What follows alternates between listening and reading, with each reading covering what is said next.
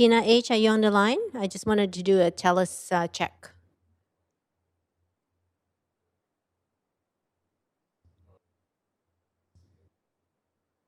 Tina? Good morning, Paul. Can I do an audio check with you? You look like you're ready. Morning, Rosemary. Thank you. Tina, can you hear me?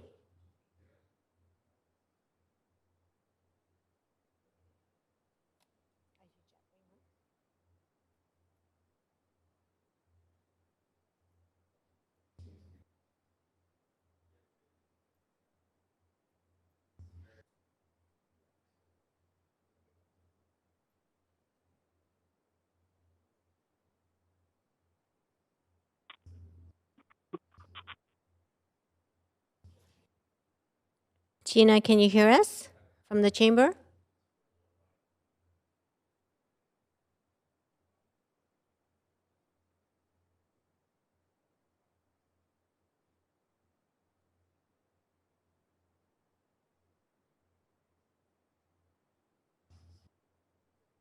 Good morning, Councillor Boyle. Can you hear me okay? I can. Can you hear me all right, Rosemary? Yes, I can. Thank you. Good morning, Doug. Can I ask you to turn off your video? Thanks. Thank you.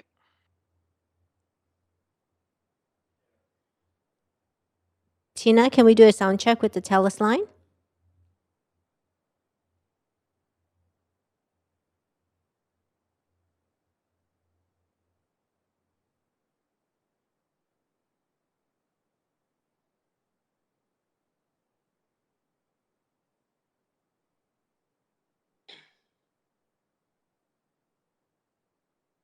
Hey, Rosemary.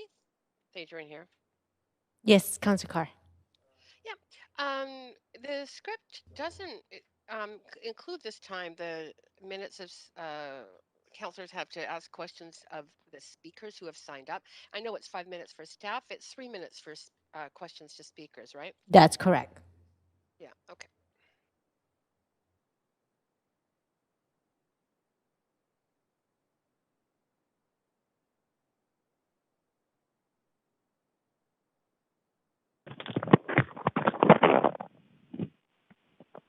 Tina, are you able to hear us now?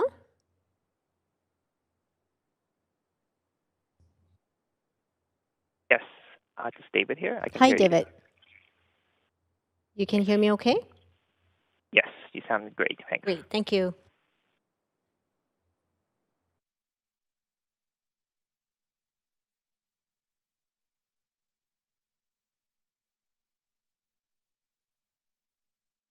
Going.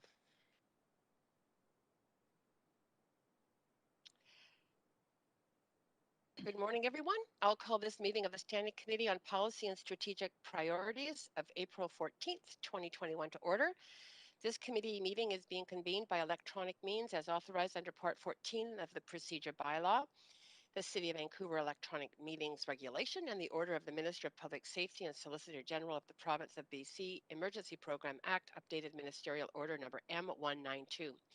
As such, committee members are participating by phone, and as chair of this meeting, I'm also participating by phone. And note, if my connection is lost during any portion of this meeting, we will recess the meeting until my connection is restored. If committee members lose connection during the voting process, we will have staff on hand to facilitate getting you back online quickly while we suspend the voting process. The contact information has been circulated to you. Video of committee members speaking, presentations, and vote results will be projected to viewers when available. The committee is also reminded that we need to ensure there is quorum during the meeting, so please make sure your video is enabled. We acknowledge that we are on the unceded territories of the Musqueam, Squamish, and Tsleil-Waututh nations, and thank them for having cared for this land, and look forward to working with them in partnership as we continue to build this great city together. I also want to take a moment to recognize the immense contributions of the City of Vancouver staff who work very hard every day to help make our city an incredible place to live, work, and play. Deputy Clerk, may we have the roll call, please? Mayor Stewart is on a leave of absence for civic business. Councillor Carr is in the chair. Councillor De Genova is on a medical leave. Councillor Fry. Here. Councillor Swanson.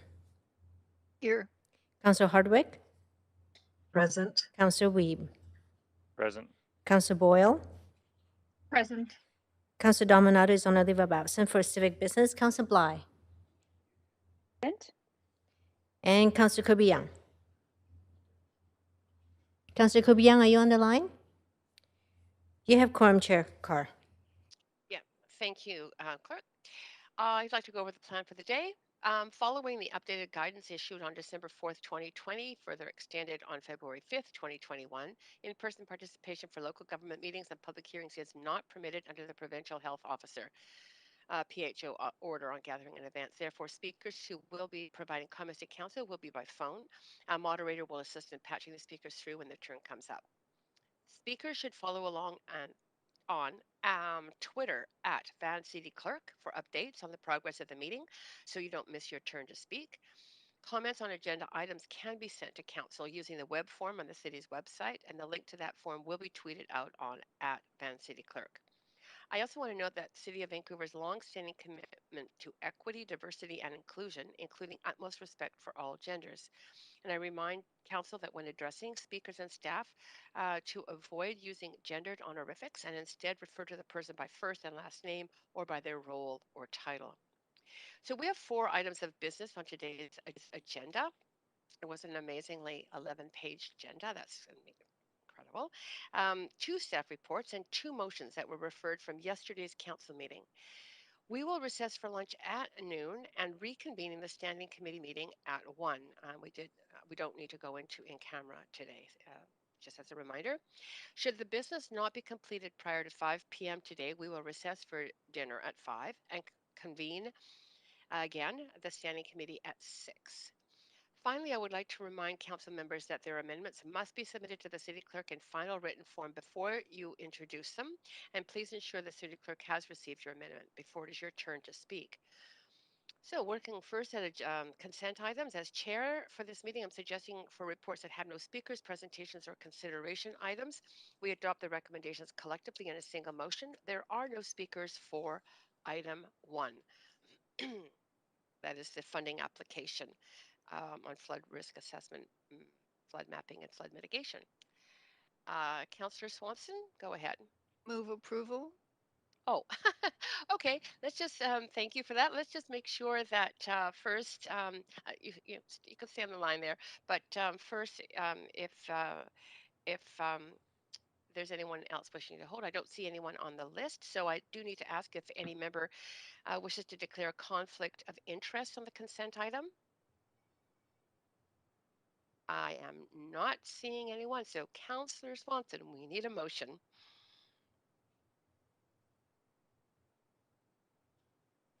Councillor Swanson, go ahead. Move approval of the recommendation. Okay, that's great. And don't see anybody on the line for debate. I'm just going to ask for verbal in this case. All those in favor say yay. Yay. Yay. Yay. Anyone opposed say nay. Great. So the following has been approved on consent, which is item 1, funding application to BC Community Emergency Preparedness Fund, flood risk assessment, flood mapping, and flood mitigation planning. Thank you, Council. So we can move on to item number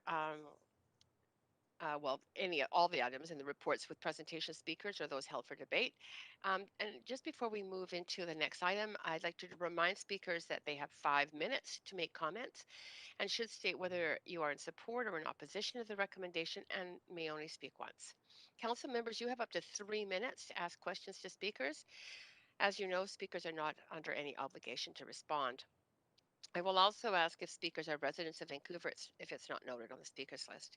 Following the last speaker on the speakers list for each item, we will go back through the speakers list of those who were not present when their name was originally called and provide them the opportunity to speak. This is a pilot that we will still be pursuing for the next few months.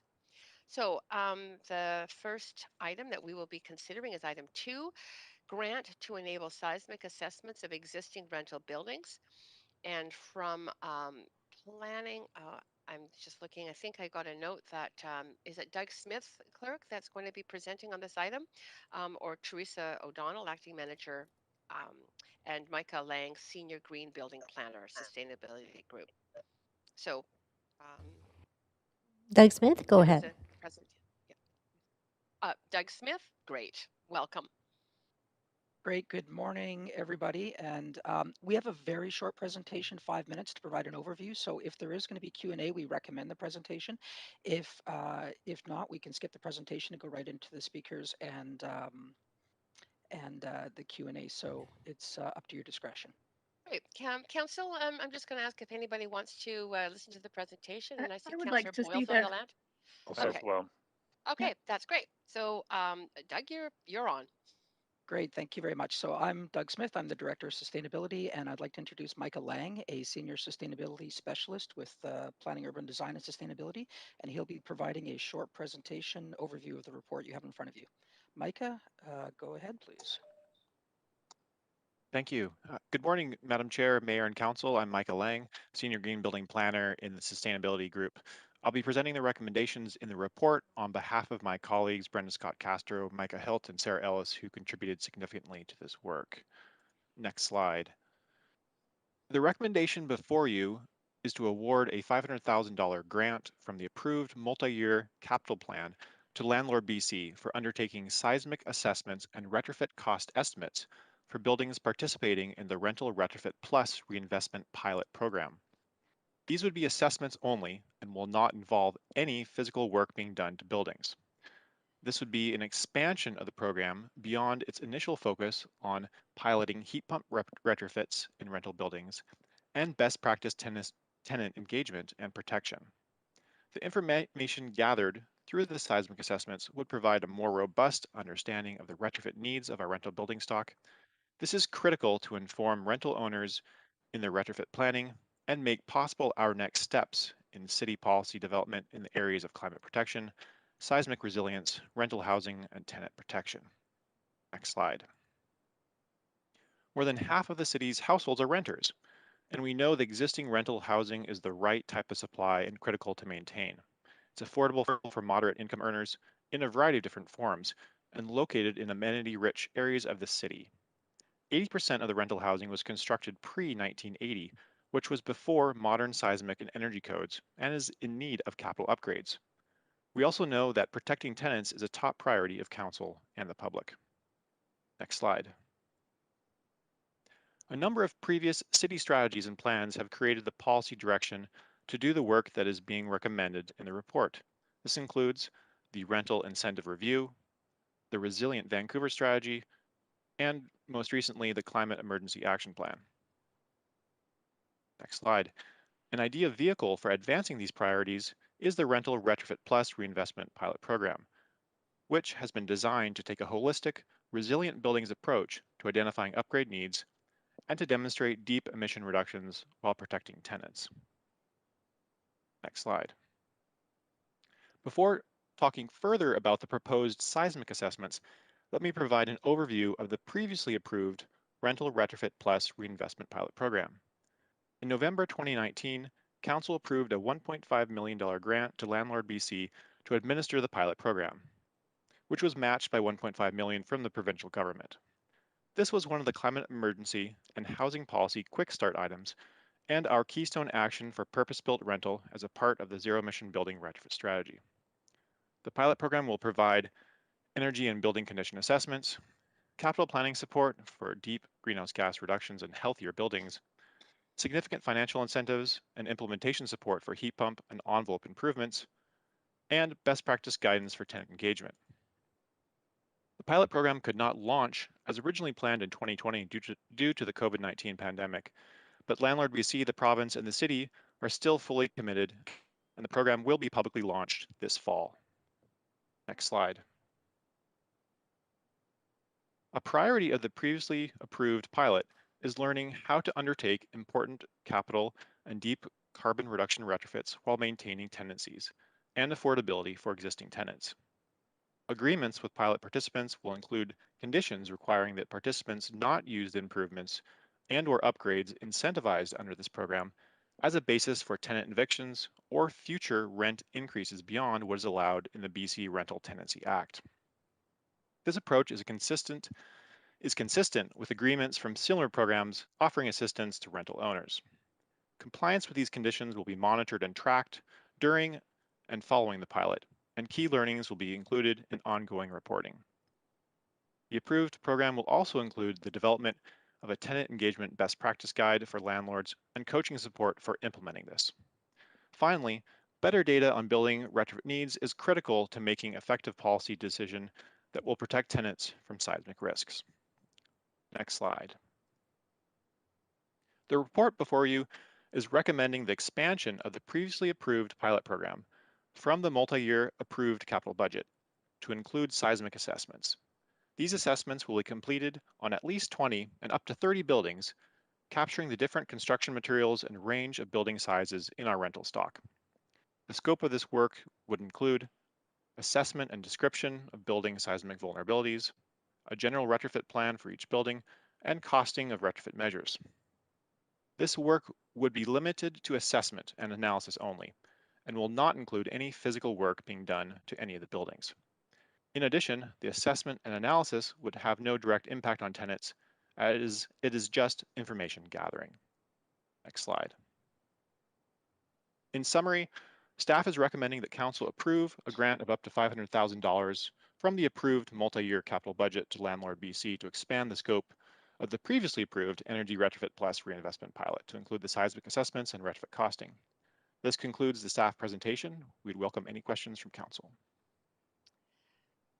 Thank you very much, Michael. And do you have questions from Council? Council, you have up to 5 minutes to ask questions of staff.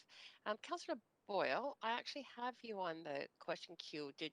Were you on it intentionally at this point? I am. I have a number of questions. Go ahead. You up to 5 minutes. Okay, great. My first question is how this impacts the existing to be launched retrofit program. I guess I'm still trying to wrap my head around. I understand the value of that program, particularly in figuring out how to do retrofits without evictions and rent increases. But my understanding is that most seismic work doesn't require tenant replacement or displacement. So I guess I'm still trying to understand why this fits and how it impacts the program that Council's already approved. Thank you for your question, Councillor Boyle. I will pass that on to Micah Lang to answer that. Thank you. Yeah, the previously approved pilot program, the heat pump and envelope focused retrofits that would take place would be supported through that program.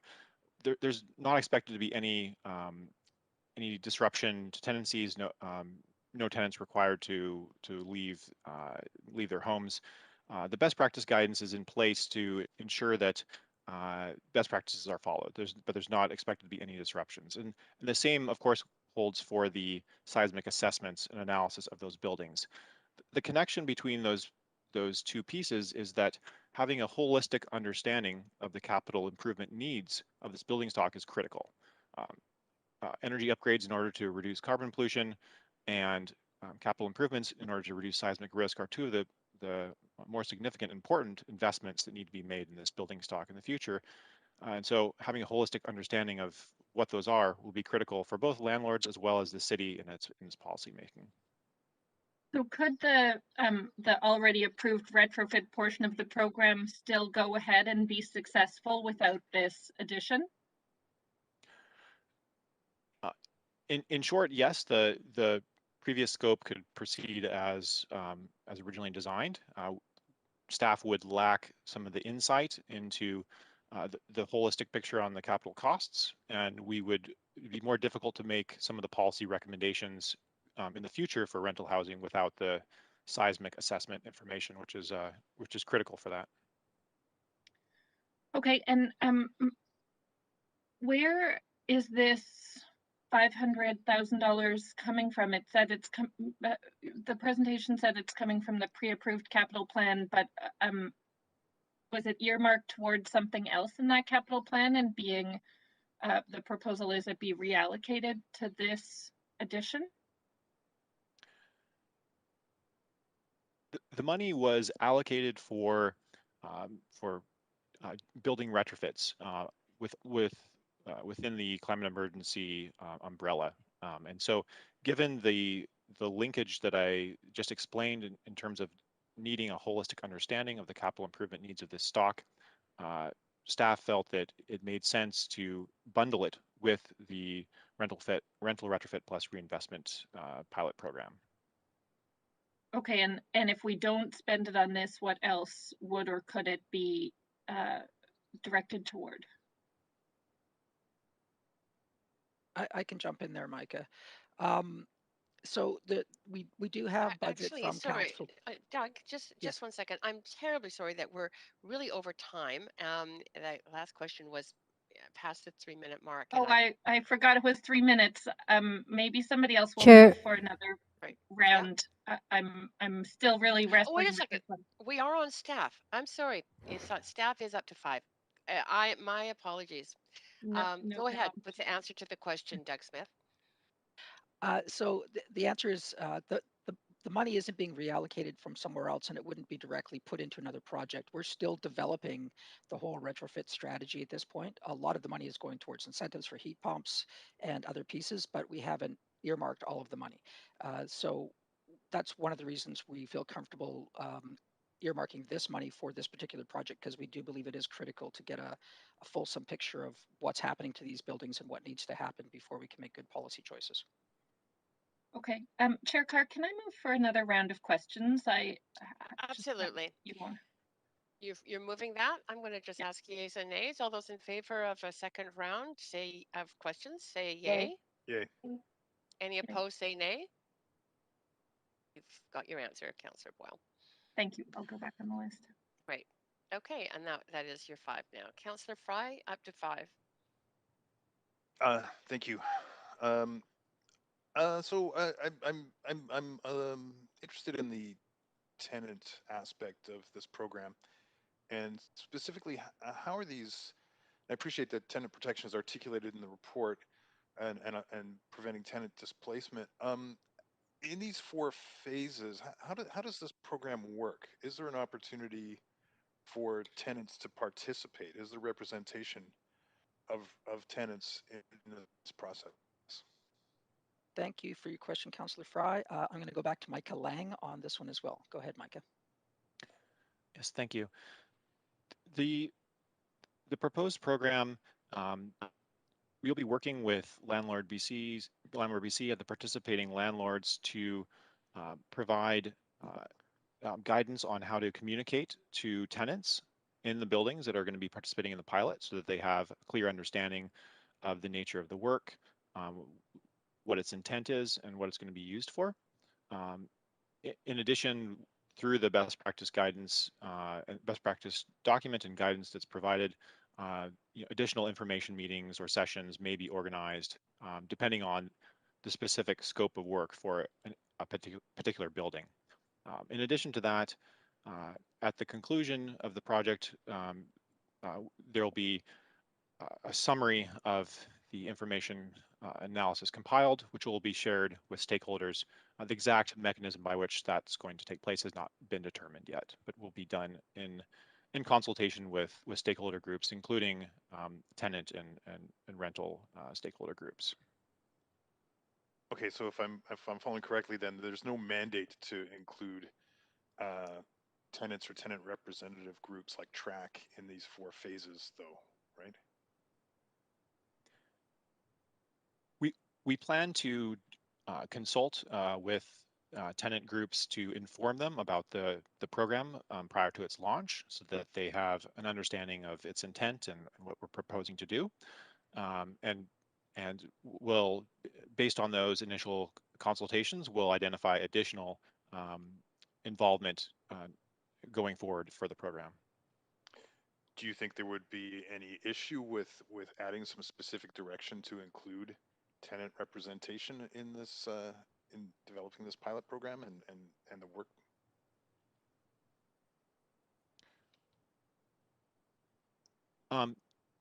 As I mentioned, we are planning to consult with tenant groups in advance of the launch of the program, so that's already part of staff's plan and our plan for the project governance. So that is already incorporated. Yeah, I guess from a policy perspective and from our decision making process, that only Landlord BC is identified in this recommendation, and I'm mulling over the fact that we're not specifically directing that representation in the recommendations, and for me it seems like a bit of a gap, but I'll mull on that a little bit and make way for the next round of questions. Thanks. You're good, Councillor Fry? For now, yeah. Okay, great. Councillor Kirby Young, up to 5 minutes. Yeah, thank you. And thanks to staff for the overview. Appreciate it. I have two questions. And the first one is sort of a bit related, but maybe framed a bit differently from my colleagues' questions. The first one is that we've received a number of correspondence pieces that are concerned that this will result in eviction and displacement for tenants. And I wonder if you could speak to how the recent policy changes by the province with respect to renovation, retrofits, and other building work that needs to be done provides additional protections for tenants in the event that any work such as this would result in either seismic work or energy upgrading. Great, thank you for that question. I'm going to call on Dan Garrison from our housing team to respond to that one, and he might have to pass it off to Mike as well to finish off. Yeah, thanks, Doug. I'm actually going to get Sarah Ellis to respond to that on our team, who's working closely with the province on those changes. Hi, this is Sarah Ellis, housing planner in the planning department. So first and foremost, this specific pilot has very strong protections, which will be written into individual agreements with pilot participants that state that no tenants in buildings that receive funding and support from the pilot will be displaced or will receive rent increases beyond what's allowable under the RTA. And as Micah mentioned, this will also be accompanied by best practices around mitigating other types of tenant impacts that can come from renovations, things like dust, noise, presence of workers. That's all, like I mentioned, going to be written into the agreements with participants. In terms of what has recently been introduced by the province, RTA legislation, those are protections that will be important for other rental buildings. They're essentially new requirements that will require a landlord to apply to the residential tenancy branch if they intend to evict tenants for renovations. However, under this pilot, we don't expect any landlords to even get to that phase because the agreements will require no displacement or evictions. Okay, so just to reflect that back, because I know that's a very real and it's a very human concern that if somebody decides to participate in this program and access the funding, as a building owner, that is a condition of that funding that they cannot displace their tenants, correct? That's correct. Okay, I just want to be really clear about that because that's what we've heard as a key concern. So thank you, that was very clear.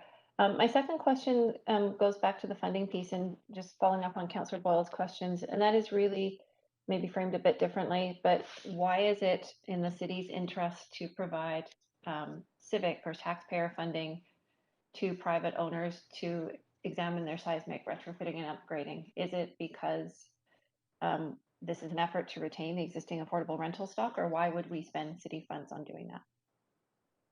Thank you very much for that question regarding the funding. It's important we get this information. Right now, there's nothing compelling anyone to do these types of seismic reviews of their buildings. Some property owners may be doing it as good practice, but it's expensive and it's new ground for a lot of people. So this information is critical for us to develop policies that we make sure that we're not contradicting each other, where we say we want to do seismic here, we want to do energy here. They really need to be discussed as a single conversation with the building owners and the tenants. That's why we're putting the money forward. So reflecting back to you, then it could help the city in terms of having clear and not conflictual or complex policies. Is that one piece of it? Absolutely, yes. Do we also anticipate that it could extend the life of the existing rental stock? Yes, that's what we're hoping, is by getting good information, we can make better decisions to protect the rental stock. Okay. I think I'll leave it there. Thank you.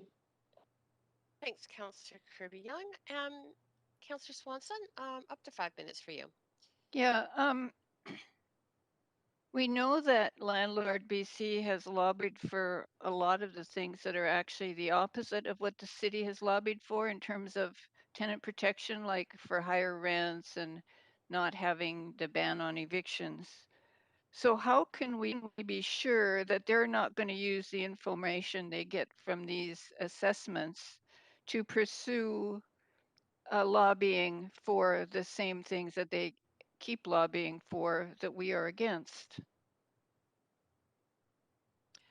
Thank you very much, Councillor Swanson. I will pass that on to Sarah Ellis as well.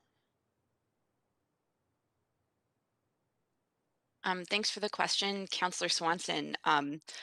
Landlord BC has previously worked with the city on other initiatives related to the sustainability and health of the rental building stock. Michael Lang can speak to some of these, and have been a partner in promoting the reinvestment of this important rental stock. In terms of their advocacy, broader advocacy on other provincial issues, that's not something that I'm able to speak to as much. Okay, thanks. Okay, that's it. Then back to you, Councillor Boyle, for an additional 5 minutes. Thank you, Chair Carr. I'm curious, and forgive me if this was in the report and I missed it.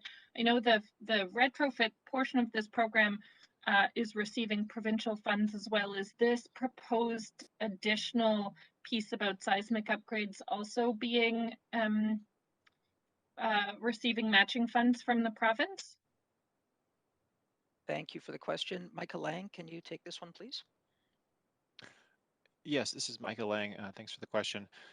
The proposed seismic assessment addition to the pilot program would not be receiving matching funding from the provincial government. They are supportive of this work, and the provincial government is one of our key partners in and moving forward with understanding seismic resilience targets as well as seismic protection policy. And a member of the Building Safety and Standards branch is on the steering committee for this project and this addition. Okay. Can you also help me understand how this is a sure, even though the presentation outlined pretty clearly that isn't the actual funds the work, it's just funding the study of it? Yes, I can answer that. This is Doug Smith. Thanks. Planning for future capital works is often included in the cost of capital work. So we may not do the capital work on these buildings. The city may not pay for them, but there is a possibility that we may contribute or contribute with the province or even the federal government. So this is preparing for capital work. So it is a legitimate use of capital funding. Okay, that's helpful. My last question is just, we wrestle with all of these expenditures, and particularly as we have such a tight budget and so much important work to be doing. And so I'm still wrestling with adding this to the initial file, and I'm hoping maybe you can run through again for me the GHG connection here and what this $500,000 would mean in terms of GHG reductions or in terms of tenant protections or both. I'm hoping to better understand the benefit for this significant amount of money in adding this piece to the program. Sure, this is Doug Smith again. I can attempt that one. The work we're doing on greenhouse gases would likely stall out if we couldn't answer the questions on the seismic issues. So for example, we could spend a couple of years doing this program, spend $3 million looking at all of the energy retrofits required, and then say, phase 2, we plan to do this. And then the question would come up, what about seismic? Are those buildings even going to be, are they able to be retrofitted? Are they going to have to be torn down? What is the future for those buildings? And without knowing that, we can't move forward at all with the energy work. So essentially the two do have to go hand in hand for one to proceed. So we're not going to get any energy or greenhouse gas reductions unless we can answer both questions. And was this, just to follow up on that, why is this being added? Was this not seen as part of the scope I guess, how come it's being added later? Where did it come from outside of how the program was originally imagined? It's being added now just as a matter of timing. We did not envision this initially when we started that program with the greenhouse gas reduction started a number of years ago, and our seismic information is coming along in parallel. And so this was a recent sort of light bulb for us, realizing that we needed to do this work to proceed. Doug, if I might, it's Paul Mokry, acting city manager. Just if I could add some additional comments to that, I think, one of the key learnings that came out of the resilience strategy was the need for us to be thinking holistically about some of these challenges, and bifurcating our policy approach to seismic from energy and greenhouse gas, as Doug has said, poses some real risks. We're talking about single buildings, and we're really looking to think holistically about what those buildings need, what their prospects are. This is an approach, as I think Mike had alluded to as well, that the province is also looking at seismic and climate concurrently, because they also realize from a regulatory perspective, thinking about those two things as distinct doesn't make any sense when we're trying to regulate the same buildings. So I think it's a really fundamental point that's been an evolution for us in our thinking about this issue, is looking at the target of the regulation holistically as opposed to topic based. Okay, really appreciate that. I see I'm out of time. Thank you. Thanks to all of you for those answers. Okay, and Councillor Kirby Young, over to you for. Yeah, I have a follow-up question because I have to admit that Mr. Mokry had me up bifurcating. So I wanted to follow up on that. And I'm wondering if you see any connection into the discussions that we've had with respect to the complexity of permitting and the layers of policy that we have, and sometimes policies that don't have a determined hierarchy, so it can be challenging in terms of procedurally how to apply those, and therefore not as efficient in how we execute building permits. Can you comment on that, if there's a linkage? Yeah, thanks for, sorry about the bifurcating. That's my 10-cent word for the day. No, I love Splitting, it. I think maybe that I'll use more accessible language. So yeah, I think that's absolutely kind of underpinning this is, again, us really looking to think as, and it makes these things more complicated because we are trying to manage different policy objectives or tensions. Our challenge is if we don't do that, we end up in the situation that I think you've described, Councillor, where we have policies that don't actually harmonize well or that we can't rationalize. So I think what the team is recommending we do in this case is try and get ahead of that and think about these policy challenges, again, in a way that's coordinated and holistic. It would be really problematic and I think probably completely unworkable for us to come up with a retrofit strategy around, as the team has indicated, around climate, those goals, and then try and deal with climate or deal with seismic after the fact, or deal with regulation from senior government that forces us to deal with seismic after the fact. So yeah, that's really, I think, getting at, you've kind of hit on the key in terms of making sure our policy is effective and we can implement it properly. That's what's underpinning this. So that's really helpful. One follow-up question to that, because you referenced regulation that might be coming after the fact, and my question was going to be whether this is Mr. Mokry or staff. Do we really think there's a genuine interest from some of these older building owners to conduct seismic work versus simply redeveloping their building? And or I guess the other piece of that, as Mr. Mokry referred to, is there regulation coming that's going to require it anyway, regardless of whether or not there's a desire for people with the older buildings to do it? Yeah, I can pass that. That's a good question. This is Doug Smith. I will pass that on to Micah Lang, who's been working with the industry. Micah, can you respond, please? Thank you. This is Micah Lang again. In our conversations with landlords in recent years, as well as Landlord BC and the landlords in the context of this pilot program, they have a genuine interest in understanding in a more holistic manner the state of their buildings, and quite frankly, they understand and are supportive of the city's goals, but they want to know, what does this mean for my building? And so before they move forward with significant investments, they want to have that holistic picture. They want to understand, like, okay, what are the needs of my building, and how do those fit together? And so we have a cohort of initial buildings that are quite interested in participating. They've indicated verbally to us in conversation that, yeah, we want to do this. Like we're supportive of this work and think that it'll be value for them as building owners. Okay, thanks for the answers. I found the information really helpful. Thank you. Great, thank you. Great, thanks, Councillor Kirby Young. And just as a reminder, Council, I know it's a very hard habit to break, but instead of Mr. Mokri, it would be Acting City Manager or Paul Mokri or Paul. So all of us, I think it's going to take a while to just get used to that. But we're now moving on to speakers. We do have speakers on the line, but our first speaker is Christian Pollock. Council, just a reminder around this that you have up to 3 minutes to ask questions of speakers. And so, Christian Pollock, are you on the line? Chair Carr, Christian Pollock is not on the line.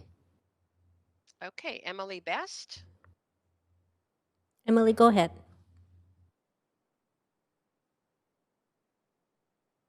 Yes, Emily.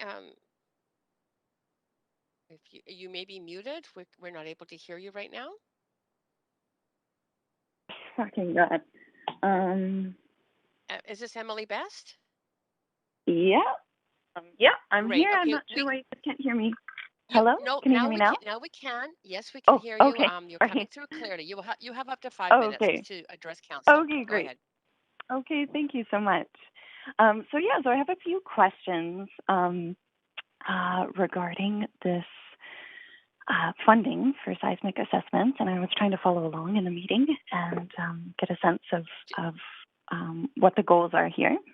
Yes, just so you know, Emily Best, you can ask questions, but it's not really a Q&A session between speakers and council. So we can take note of it, and perhaps there can be follow-up, but it's your time to give your statements around how you feel about this program. Go ahead. Okay. Well, I'll just go ahead. So I'm expressing my strong opposition and deep concern regarding this proposal.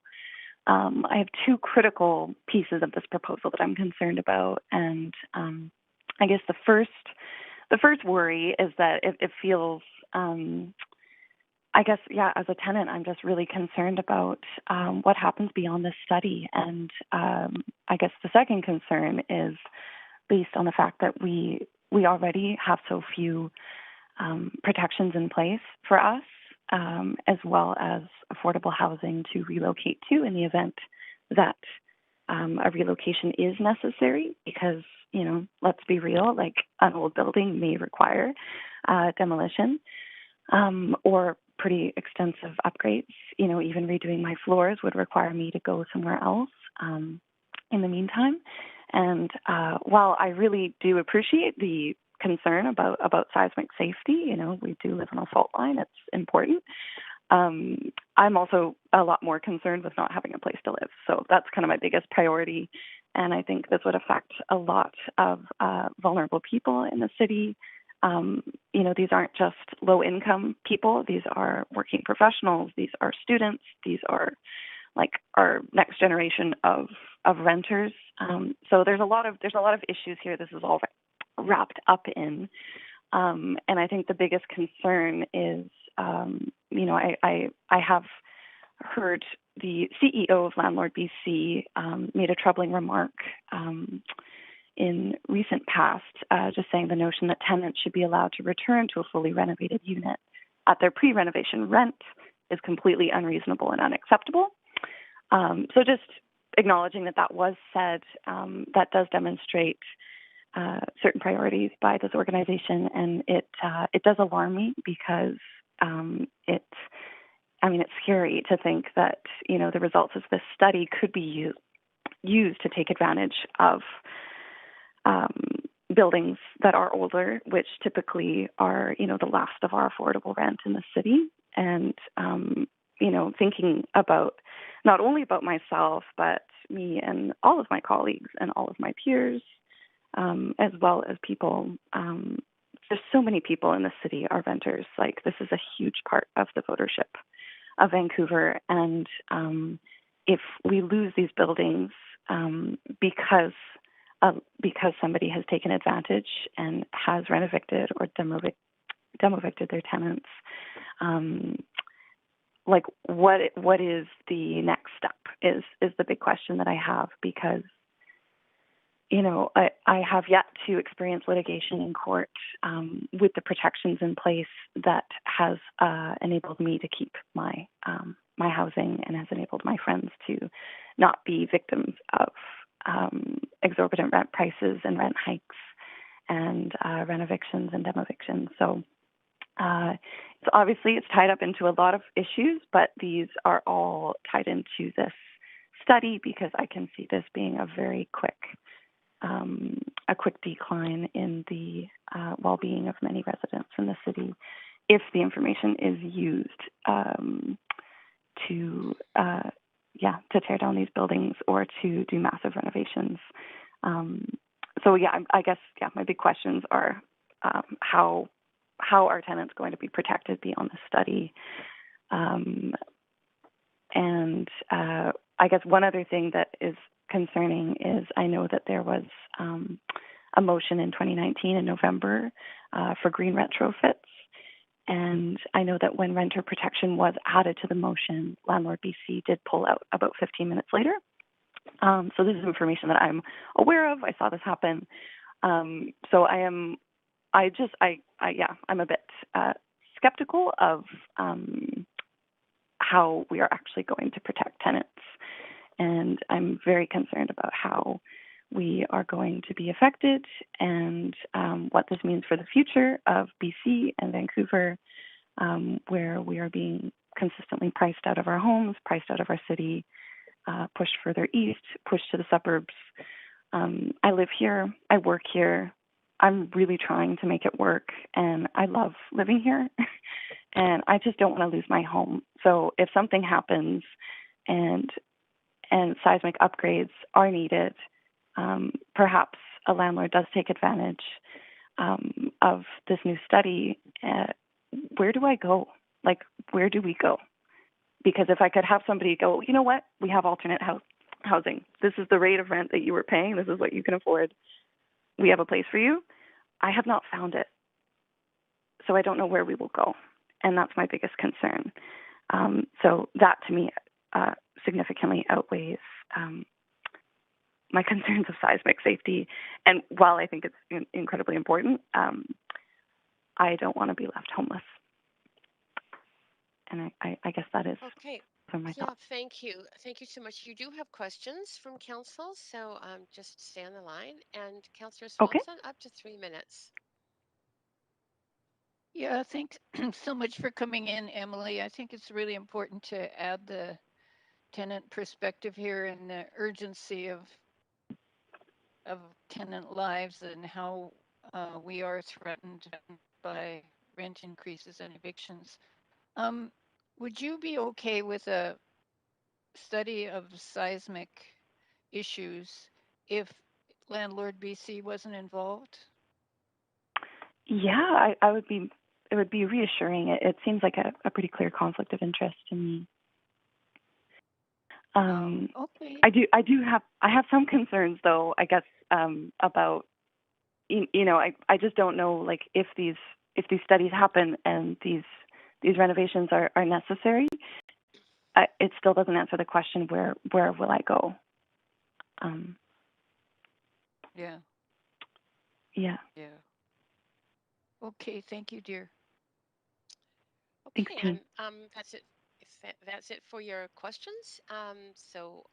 Again, thank you very much for taking the time to speak to council. Well, thank you. So the next, thank you. The next speaker on the list is Olena Hardy. Is Olena Hardy on the line?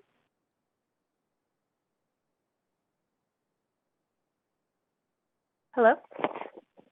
Yes, is this Olena Hardy? Yes, it is. Thank you. Great. We can hear you clearly. Up to 5 minutes to speak to council. Hey, hi there, council. Thank you for the opportunity to speak today. I'm calling in opposition to this motion because I don't think that it should be performed by Landlord BC. So rather, I think it should be run by a neutral third party. I'm concerned that Landlord BC would be leading a study which deals with renovation because they have a very clear stance against certain tenant protections when it comes to renovations. And from what I've found online in their own publications, their messaging signals that they associate seismic upgrades with vacant possession.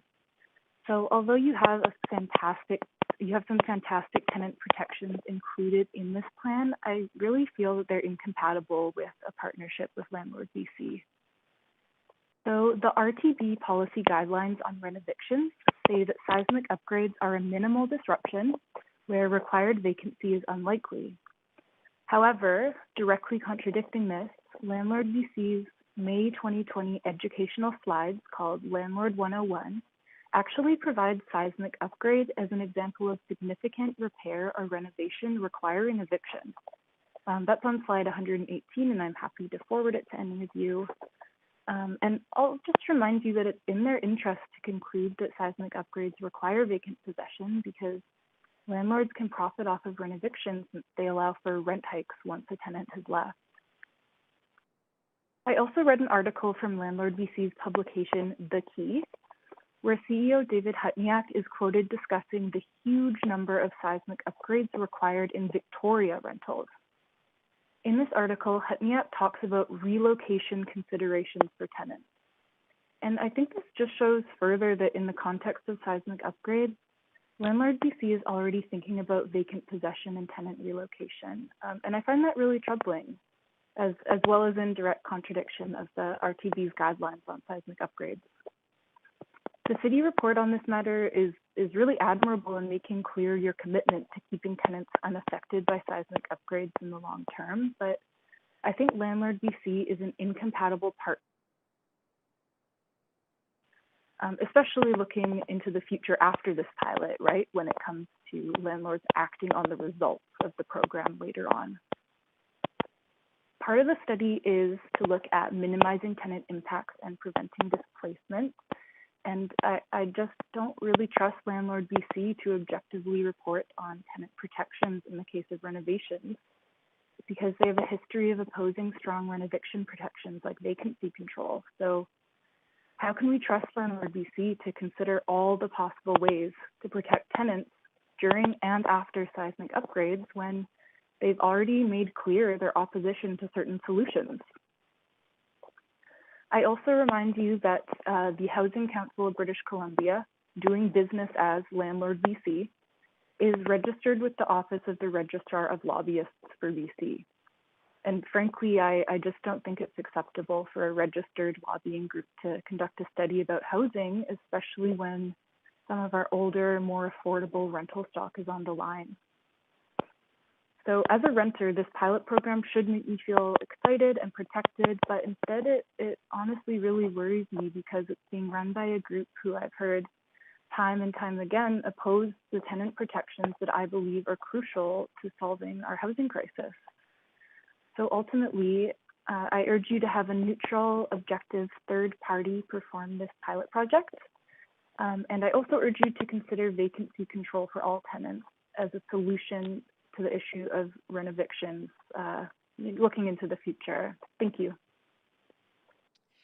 Thank you. And if you would stay on the line, you do have some questions. So Councillor Swanson, go ahead for up to 3 minutes. Yeah, thanks so much for coming in, Elena. And that was really important, that information about slide 118 from Landlord BC about how seismic renos can be a cause for renoviction. So I just wanted to ask you, who do you think would be good to do the assessments, if not Landlord BC? I don't actually have anyone in mind, but I know that Victoria did a study about the risk of an earthquake to their rental stock. I think it was their rental stock, if not to their buildings there in general. And they got a neutral third party to do that, and they just reported a lot of facts about what soil looks like in different parts of the city, and it just seemed really objective and educational. And so if maybe council could or staff could look into who Victoria got on to do that study.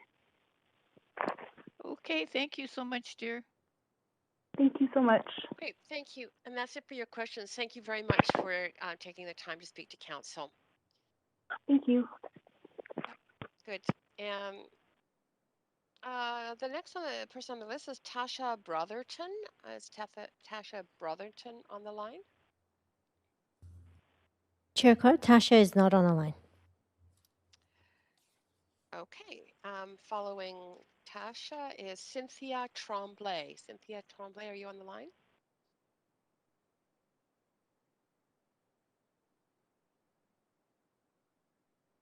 Cynthia, go ahead. Thanks so much for having me. My name is CJ. I'm a renter in Cole Harbour, and I'm here just to speak in opposition of this extension. Obviously, I just want to be very clear. I believe that ensuring the safety of tenants in Vancouver is critical, and that evaluating seismic upgrades contributes to their future safety. But ensuring and prioritizing the ability for tenants to remain in their home contributes to their safety now and in the future as well. As you'll no doubt recall and has been alluded to by previous speakers, in 2019, Landlord BC threatened to withdraw from the energy retrofit plus reinvestment program when you rightfully attempted to protect tenants by ensuring buildings benefiting from grants would have vacancy control. And I just wanted to take a quick moment to recognize Councillor Fry and Councillor Swanson for voting against that change despite the threats issued by Landlord BC. So thank you to you both. And in the case of this program extension and the new grant money, I'm very concerned about the work being done by Landlord BC and their intention to leverage the outcomes of this study without protections for all other non-pilot tenants. I hope you see the inherent conflict of interest that arises when a lobbying organization is conducting a study in which they have a vested interest in the outcome. Moreover, it would be particularly problematic if public funds were used to do so, given Landlord BC's propensity to resist tenant protections connected to a unit. As someone else mentioned earlier, Landlord BC themselves in a recent Landlord 101 training cited seismic upgrades as an example of what constitute repairs significant enough to provide a 4-month notice to end tenancy. As you're all well aware, renovictions and demevictions are a very real problem in Vancouver, and tenants are being displaced because of renovictions and demevictions because developers and landlords are using these upgrades of all kinds to their unit to upgrade their tenants and upgrade their profits. Our most affordable housing stock is older, and as a result of the climate emergency, does need to be retrofitted. I understand that. I sit on the board of a climate action network for international educators, and I can assure you that I appreciate the short runway we have on taking action to drastically reduce greenhouse gas emissions, but I do not believe in transformation that leaves our most vulnerable residents behind. And I would ask that you, as our elected officials, find the fortitude to prioritize ensuring that doesn't happen. And one way you can take action is to not hand over the reins of a program that could be misused to provide landlords an opportunity to displace their tenants to a lobby organization. Because we are also facing a displacement crisis, and it is, as always, our most vulnerable tenants who will be disproportionately affected. Providing a lobbying organization with a profit-driven interest in tenant displacement, public funds without accountability towards tenant protections in the future would be a mistake. Emily, one of the previous speakers, noted that Landlord BC itself stated very clearly by way of their CEO in what was a letter to, I believe, council, their position on vacancy control. And I just want to say it again. They say that the notion that tenants should be allowed to return to a fully renovated unit at their pre-renovation rent is completely unreasonable and unacceptable. And I would ask that if council insists on using a lobby group to conduct a study on seismic upgrades using public funds, that it receives a plan to ensure tenant protections connected to the unit and not just as part of this work, but beyond. Because what I believe is that the notion that the right of landlords to profit supersedes the right of tenants to have adequate housing is actually what is completely unreasonable and unacceptable. So I super appreciate the opportunity to get to speak to this. Thank you for your time, and I very much appreciate your attention. And thank you for taking the time to speak to council. You don't have any questions, but again, very much appreciate your words to us. Next on the list is Claire Lomas. Is Claire Lomas on the line?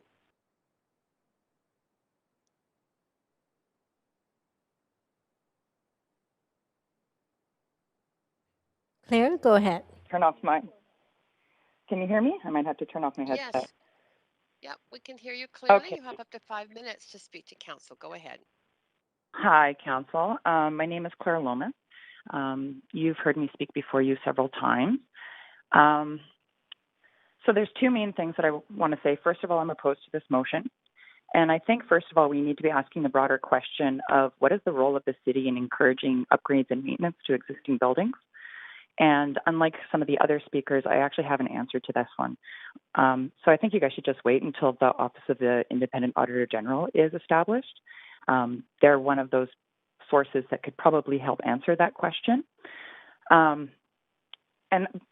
we need to go beyond just protecting tenants who currently live in these buildings if we're going to be putting city money towards these endeavors. And my voice is shaking a little bit because this is touching on me personally right now. We need to be maintaining the affordability of existing units in this city. So I have been given an opportunity to go work on a sheep farm for 6 months, and I'm going to be taking it, which means shutting down my business, and this means this might be the last time I speak to you guys. So one of the things that's up in the air right now is if I leave and I leave the apartment that I'm currently in, that price point is going away. And I am currently having issues with my building manager in trying to find a way for me to still maintain hold over my tenancy. So we also need to distinguish between just regular maintenance versus like renovations. We should be entitled to regular maintenance within our existing suites already. So for example, I've lived in the West End now for 12 years. And 10 years ago, I shared a one-bedroom with my then partner. We were paying about $1,200. So I was just looking at Craigslist recently, and I saw that same sized unit in the same building. It had gone through some renovations, quote unquote, but this is really just maintenance. Like the flooring had been replaced, the countertops, a wall had been knocked out. It's now going for double the price, $2,400 a month. And within my own building, if I give up my suite, which is a one-bedroom, bachelors within my building are now going for more than what I pay. So we need to be asking ourselves, what are the different roles of the various governments within the framework of affordable housing, and how are we being most effective? So I know we really want to rush to do something because we can all feel the pressure, but we really need to make sure we're not making it worse. These new builds, we're expecting it to take 30 to 40 years for the pricing to quote unquote filter down. But yet I've just given you an example. Within 10 years, the price of the unit doubled. So I oppose this motion. If it's not protecting the affordable prices of these units, just no. I hope that I'm able to work out a situation with my manager that I'll be able to come back. For the time being, I'm just going to maintain my unit whether or not I'm in it. But the only person that's getting hurt in this situation is me. My landlord is still making their money. They want me to get hurt so that I have a motivation to move. That's all I have right now. I'm actually on my lunch break for a course right now, and I'm really happy that I've had the opportunity to speak to you one last time. But I'm just pleading, like, get it together and act with some urgency. Where is the action on Adriane Carr's motion, the one I first spoke to about how all these different programs are affecting affordable housing? Like, get that one.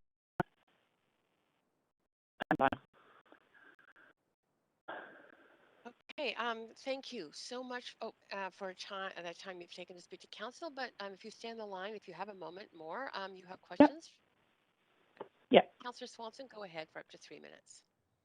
Yeah, thanks so much for coming in, Claire, and for all the time you've come to help us out with your research, which has been really extensive. You were saying that we build and build, but the price doubles. I just wondered if you could elaborate on that a little bit. So we keep hearing the argument that we've got a lack of supply. And so here in the West End, I have personally seen like a lot of development, a lot of rezoning, and yet that example that I gave you was for a building that was built in the 1950s. It's a 4-story walk-up with no like major amenities like a pool or anything like that. So for the price to double in that particular unit, to me that's an indicator that the current policies aren't working and we need to take a second look at what else might be done. And that if things are doubling, perhaps that what we've been doing is making things worse. And to maybe put the brakes on doing the same thing and at least get some information, which I know has been requested by Councillor Hardwick, to see by Councillor Hardwick's motion, I should say, that information's been requested by the entirety of council. But so that you've got the information so you know where we're going. And in the meantime, just if you can preserve the affordable, like the price point, that's critical. Sorry, I'm yammering a bit today. Okay, thank you, dear.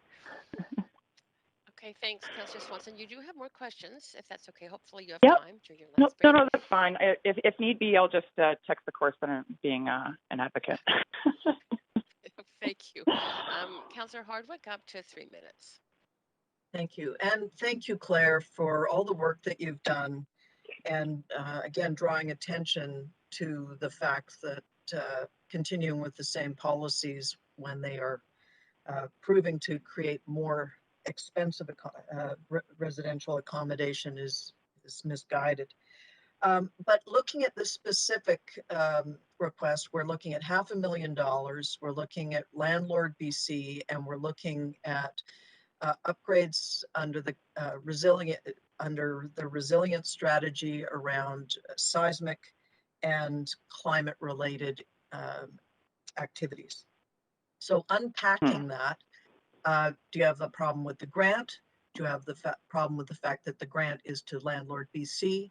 And thirdly, do you see the urgency with either or both of seismic and climate change implications? Yeah, so I think I would first like to speak to the prioritization of these items. So I think the first priority right now is to make sure that your citizens have a place that they can afford to live. And then the nice to haves are the seismic upgrades and the renovation. So I hope that answers the first part of the question there. And I'm sorry, my brain is kind of all over the map because it's been a rough week. Can you just quickly reiterate the grant of $500,000 and the fact that it's to Landlord BC? Yes, so I definitely disagree with the fact that Landlord BC is the recipients of the money. There's no balance in terms of the outcomes of this report that they're going to put forward. And so this is why I suggested leaving it for perhaps like the Office of the Auditor General, where, as other speakers had mentioned, it would be more of an independent assessment in terms of a priority and the necessity of these sorts of upgrades at this time and how they fit within the larger policies. Okay. I just point out that the Auditor General makes their own determination. They are independent and determine what they would want to do.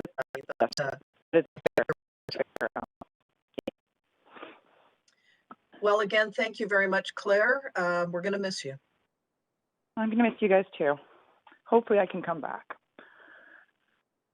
Thank you. Great. Bye now. Great, and thank you.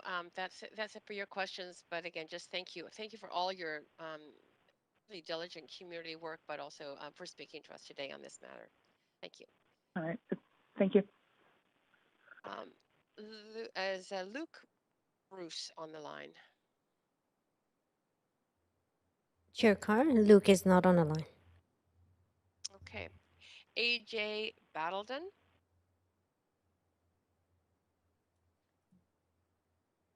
Hello? Yes. AJ Battledon, go ahead. We can hear you clearly. Up to 5 minutes to speak to council. All right, thank you very much. Yeah, my name is AJ Batalden, and I am opposed to the current measure. I'm in favor of seismic retrofits in Vancouver as they may be needed because I know that earthquakes are a very real and likely eventuality in this region, and looking into greener options moving forward is always a good thing. But I am opposed to Landlord BC being the body that administers this survey, as they are a group specifically created and maintained to further the interests of landlords in the city and do not have the best interests of groups other than landlords at heart. I know this because I sat in on the Landlord BC info session on April 8th, where a large part of the discussion was around frustration felt by landlords at the limitations being put on their ability to increase rents and their opposition of possible limits on their ability to rent evict tenants. During this discussion, representatives of the RTB enforcement unit and the provincial government even commiserated with the landlords and discussed upcoming options being developed to help landlords ensure that their costs would still be able to be put onto tenants instead of falling under the responsibility of the landlord as part of the maintenance of their asset, the home they rent. In the language of this proposal, there is a significant discussion around the Landlord BC being able to help landlords assess the capital costs involved in the upgrade process and the planning thereof to help assess how much money the province would also need to plan for in order to help with these future seismic upgrades. And I again do not trust Landlord BC to give information that is in the best interest of the province, but only in the best interest of landlords, and will skew heavily towards the benefit of landlords at the expense of the province and tenants. The proper maintenance of their facilities and assets is already the responsibility of landlords, and I believe putting this responsibility in writing and giving landlords a path and time frame to meet the responsibility of any seismic upgrades or green energy upgrades and creating a registry of landlords in compliance or in process of compliance will be a better path forward than farming out this responsibility to Landlord BC, whose current CEO is a registered lobbyist on behalf of landlords as well. Any work and improvement done on units and buildings is already increasing the value of the asset of the landlord. And as far as I'm aware, is tax deductible for the landlord as well.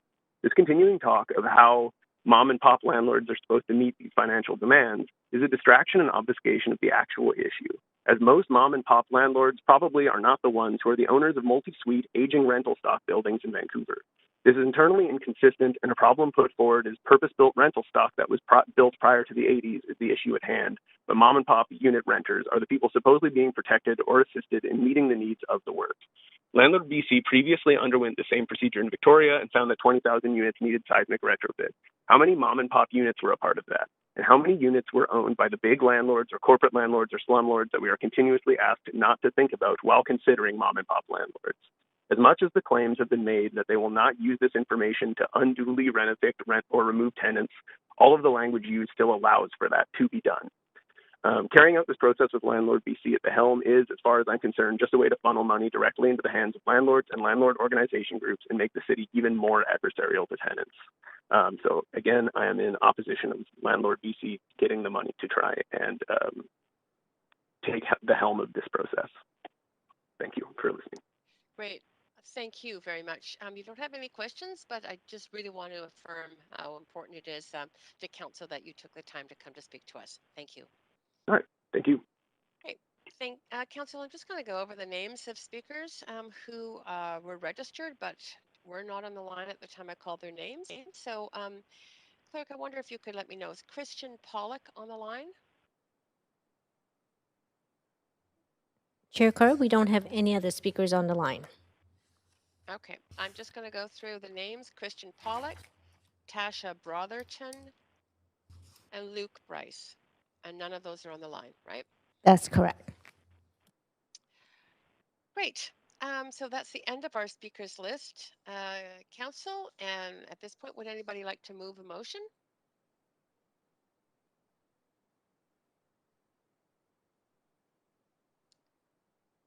Earth to council. Would anybody like to move a motion?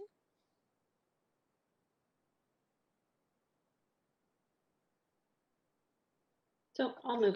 Councillor Kirby Young. Thank you, Councillor Kirby Young. Council, you can now debate the motion.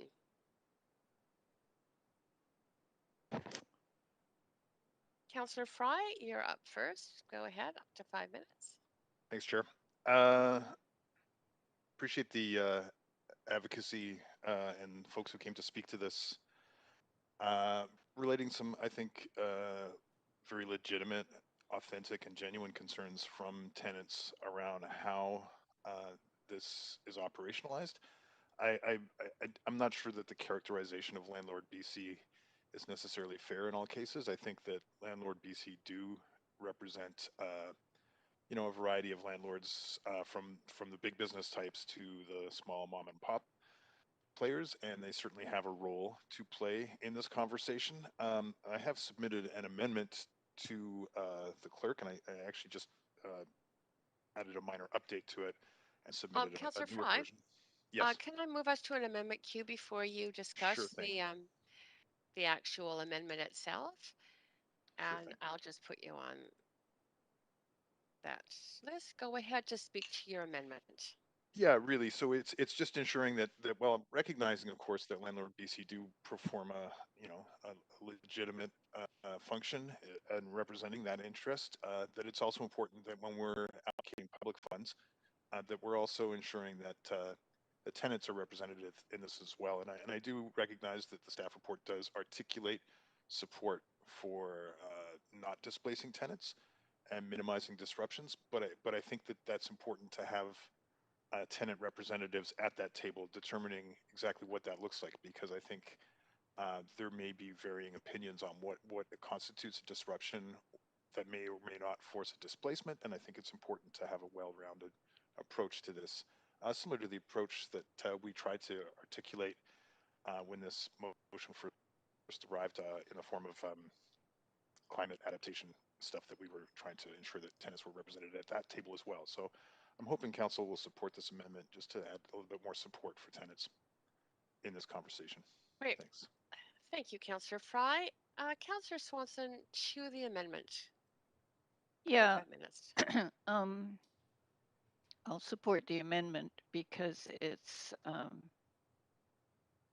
just better than not having it. But my big concern with the recommendation is that Landlord BC is going to be getting information and directing the type of information it gets, and that there is a likelihood that they will use this information to push for things that are bad for tenants, like higher rent increases and lack of eviction protection. So I am not really that concerned that tenants are going to be evicted because of an assessment process, and staff have assured us that this won't happen, and this amendment would be further guarantee of that. But I am concerned that the information that is gathered through this assessment process will be used or could be used by Landlord BC, which has a vested interest in higher rents, to do exactly that, which would require eviction of tenants. Thanks, Councillor Swanson. Councillor Boyle, up to 5 minutes. Go ahead. Thanks. Just to say, I appreciate Councillor Fry putting together this language and think it's an important component. I appreciate hearing from staff that this is already part of the plan, but am happy to see it as a specific direction and condition of the grant, because it's clearly such a key component of the work that needs to be done. Thank you, Councillor Boyle. Councillor Kirby Young, go ahead. Yeah, thank you, Chair.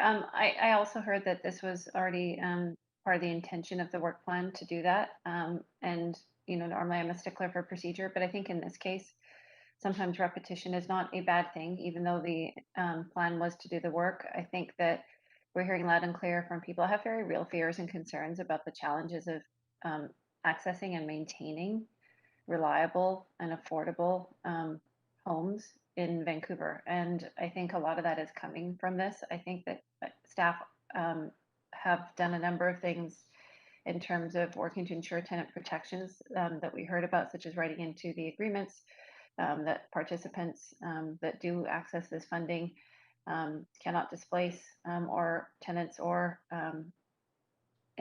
exact any rent increases beyond those specified by the RTI. But I think it's really important to reflect that explicitly so that that message is heard because there's a lot of concern out there and it's tough to make a go of it in Vancouver. And so I think people need to hear that council are listening to that and that the message is very explicit and very clear. So I'll support it. Thanks. Thanks, Councillor Kirby Young. I see no other councillors on the list to this amendment. So Claire, could you take us to a vote on this amendment by Councillor Fry?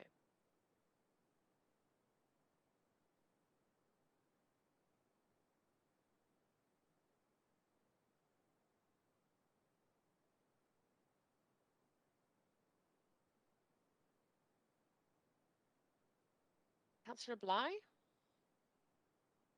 Sorry, Chair, I need a vote assist in favor. Great. Okay, that passes unanimously. And we are back to, thank you, Council, and we are back now to the main queue. And in the main queue, Councillor Fry, are you, do you have any other comments to make on the motion now as amended? You know, only that I do recognize that big picture wise, this is important work to consider, and the resilience of our rental housing stock, including the older housing stock, is critical because we are in a seismic zone, and I think that it is, you know, appropriate to include Landlord BC because they do have a degree of access through their membership to really look at the bones of some of these buildings, and you know, and where we need to make those critical improvements, and recognizing that these things do cost money and that landlords are going to have to pay for them some way. So I think this is largely an appropriate direction, and I am hopeful that really through thoughtfully including tenants in this work, we can come up with best outcomes that can ensure the resilience of the housing stock, while at the same time really protecting tenants from displacement and really disruption, because we all know that that, you know, in construction work within a residential context can be incredibly disruptive. I know that that home improvement guy, Mike Holmes, refers to drywall dust as divorce dust, because it really is pervasive and annoying and gets on everything. And I think those are kind of, that's just one example of how obviously, you know, construction work in a residential context can really be disruptive, especially now that we find many of us are working at home. And so anyway, I'm just really glad that we're going to be moving forward on this with real direction to work with tenants to ensure that they're part of this conversation. That's it. Thanks. Great. Thanks, Councillor Fry. Councillor Swanson to the amended motion. Yeah, so I can't vote in favor of it. I do think we should do the seismic upgrades. I do think we should do the climate upgrades.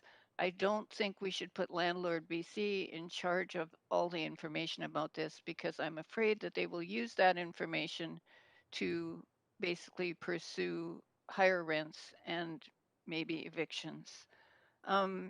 We have tens of thousands of purpose-built rental units in the city. We had a report a couple of weeks ago for the C2 rezoning. It said Vancouver's older renter buildings rent at rates 40% lower than newly constructed housing. We have to do everything we can to preserve this affordability, or rising rents will make lives miserable for thousands of people and they'll flow into homelessness. Will Landlord BCC use the seismic data that we are paying for to justify more evictions so they can raise rents? Will they emphasize the high end of cost estimates and not the low end so they can justify increasing rents or evictions? I just want to remind people here too that we're talking about older buildings here which have appreciated in value um, maybe 10 times since they were built. I know I was talking to the president of my co-op, which was built about 40 years ago, and when it was new, it was worth about 8 million, and now it's worth 62 million. So these are landlords that have, a lot of them have actually paid off the building, and the building has appreciated by millions of dollars.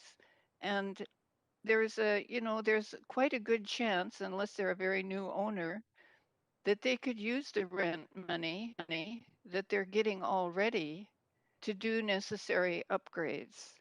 And I think it's really important that if we have a public purpose here, which we do, which is to slow down climate change and protect people from earthquakes, that we use a publicly accountable person to do the research, like they evidently did in Victoria.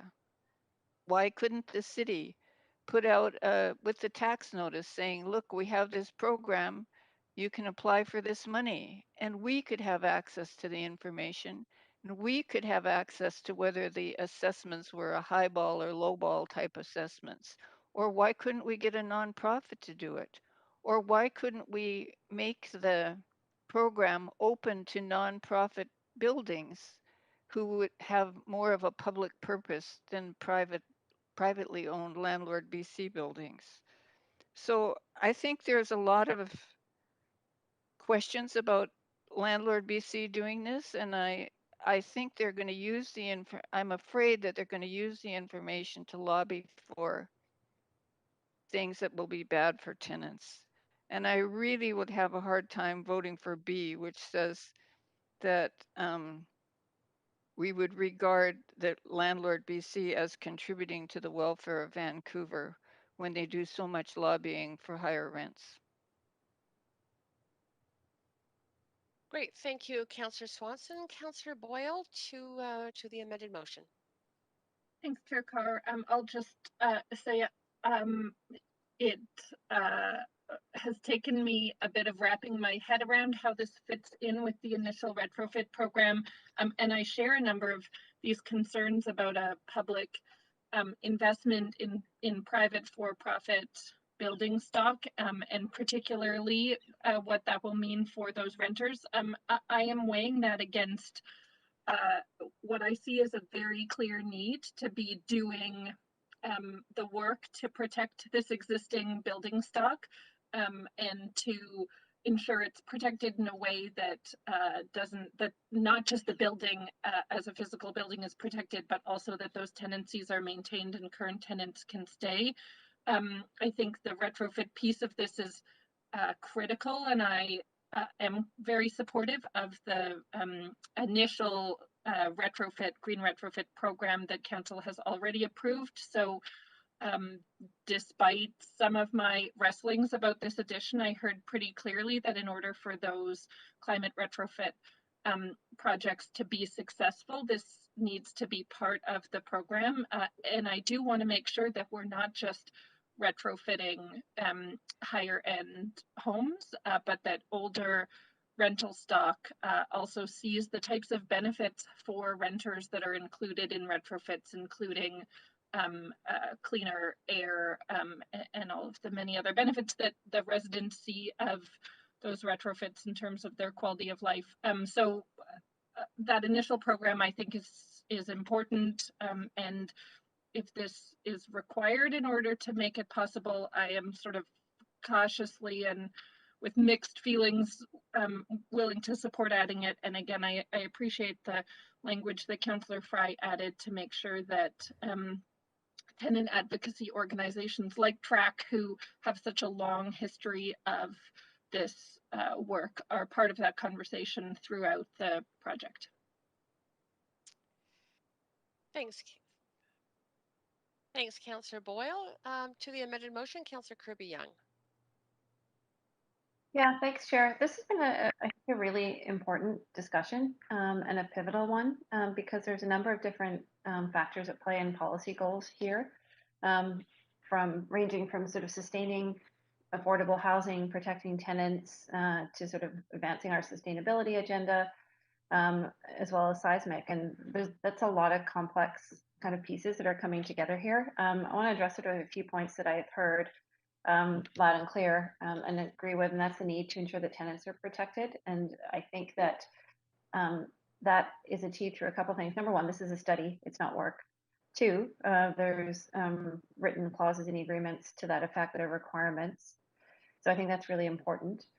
With respect to sort of using public funds towards private operators, I asked that question explicitly because I was concerned about that. That didn't necessarily make sense to me until we discussed it through the policy lens, because what is the city's responsibility is having strong enabling policy to meet those objectives that I spoke about in terms of retaining affordable housing, protecting tenants, and advancing sustainability.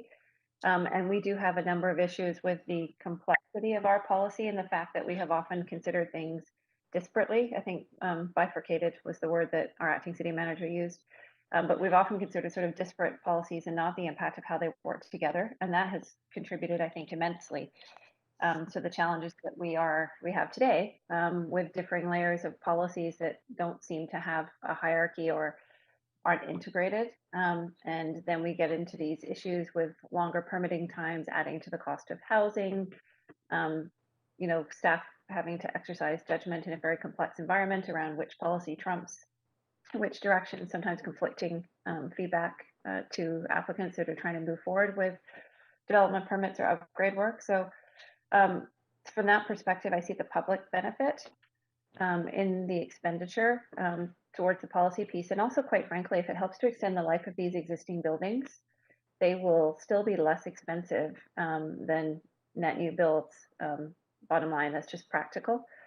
So I think that's really significant. I'm also sort of noting in response to Councillor Swanson's comment around many of these buildings might be paid for, some are, some aren't. There's situations they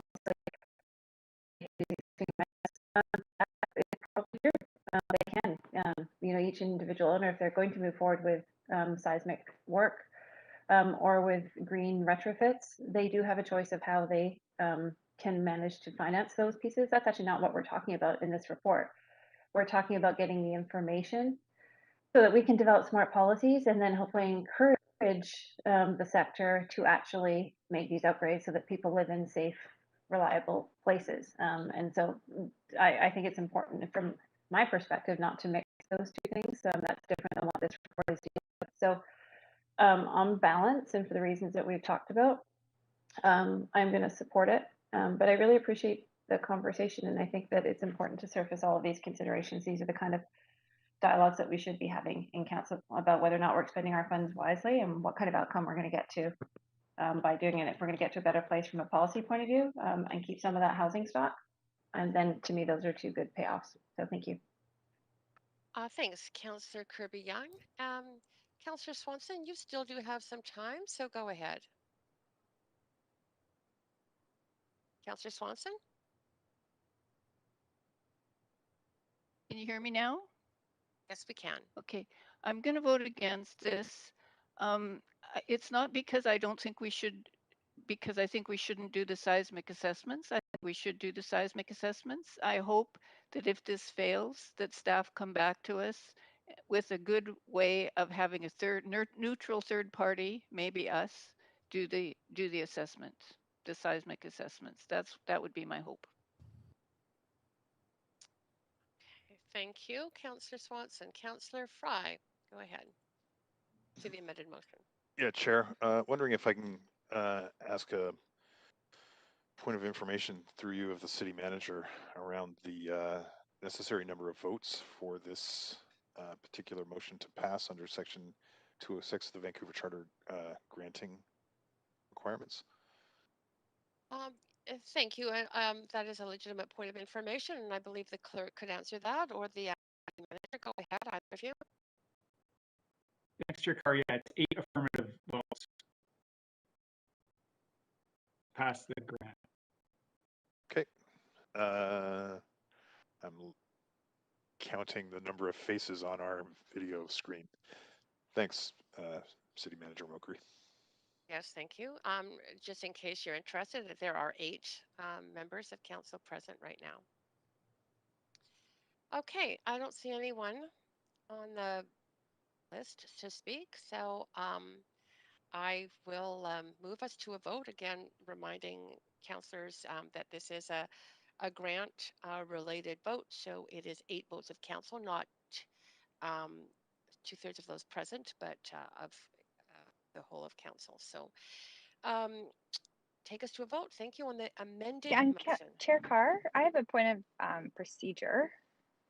This is Councillor Yes, Bligh. go ahead. Yes, I'm just Councillor Bligh. wondering, in the event that this were not to pass, what would happen with this report, given that we have a number of people who have LOAs for one reason or another today, Right. and whether or not there's an option to table this discussion to have all of council present. I will take this as a point of, well, it is a point of information more than a procedure, It's a but it point, is procedure. It is yes, procedural around what would happen in the absolutely. consequence of a vote. Um, Acting City Manager, can you respond to that?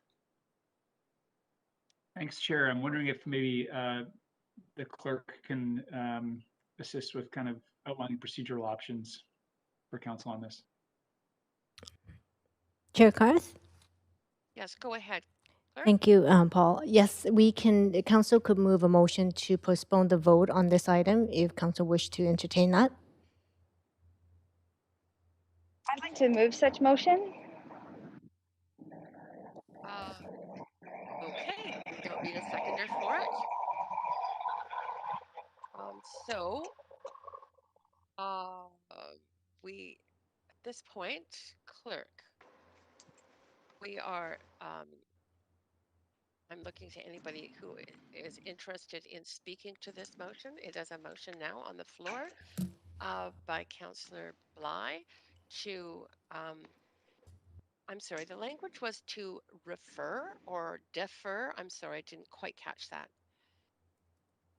I will defer to the clerk in terms of best language recommendation based on the response to the point of information, but I think I heard defer the final discussion and vote on this item. Okay, so I have some suggestion. Well, actually, I'm just going to turn to the clerk, and clerk, if you could perhaps advise as to language that would be appropriate in this case, I'd appreciate it. Thank you. Chair Carr, just give me a minute and I'll come back with the language for council on the screen. Great. Okay, council, why don't you stand up and take a stretch for a moment?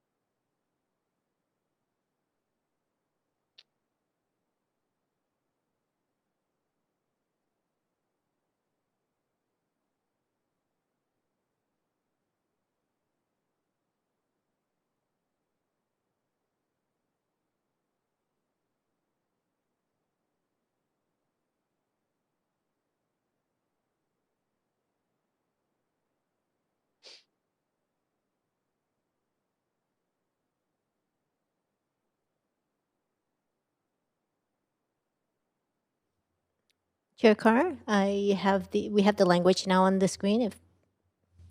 Great. Okay, Councillor Bligh, that's your language. That's great. Thank you. Okay, fine. I can see it there on the screen. Yep, and oh, I don't have Councillor Boyle. You're fine.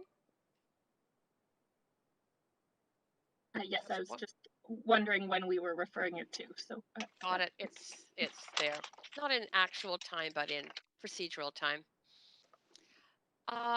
Council, I don't see anybody at this point interested in speaking to this. So, clerk, could we have a vote on this postponement motion?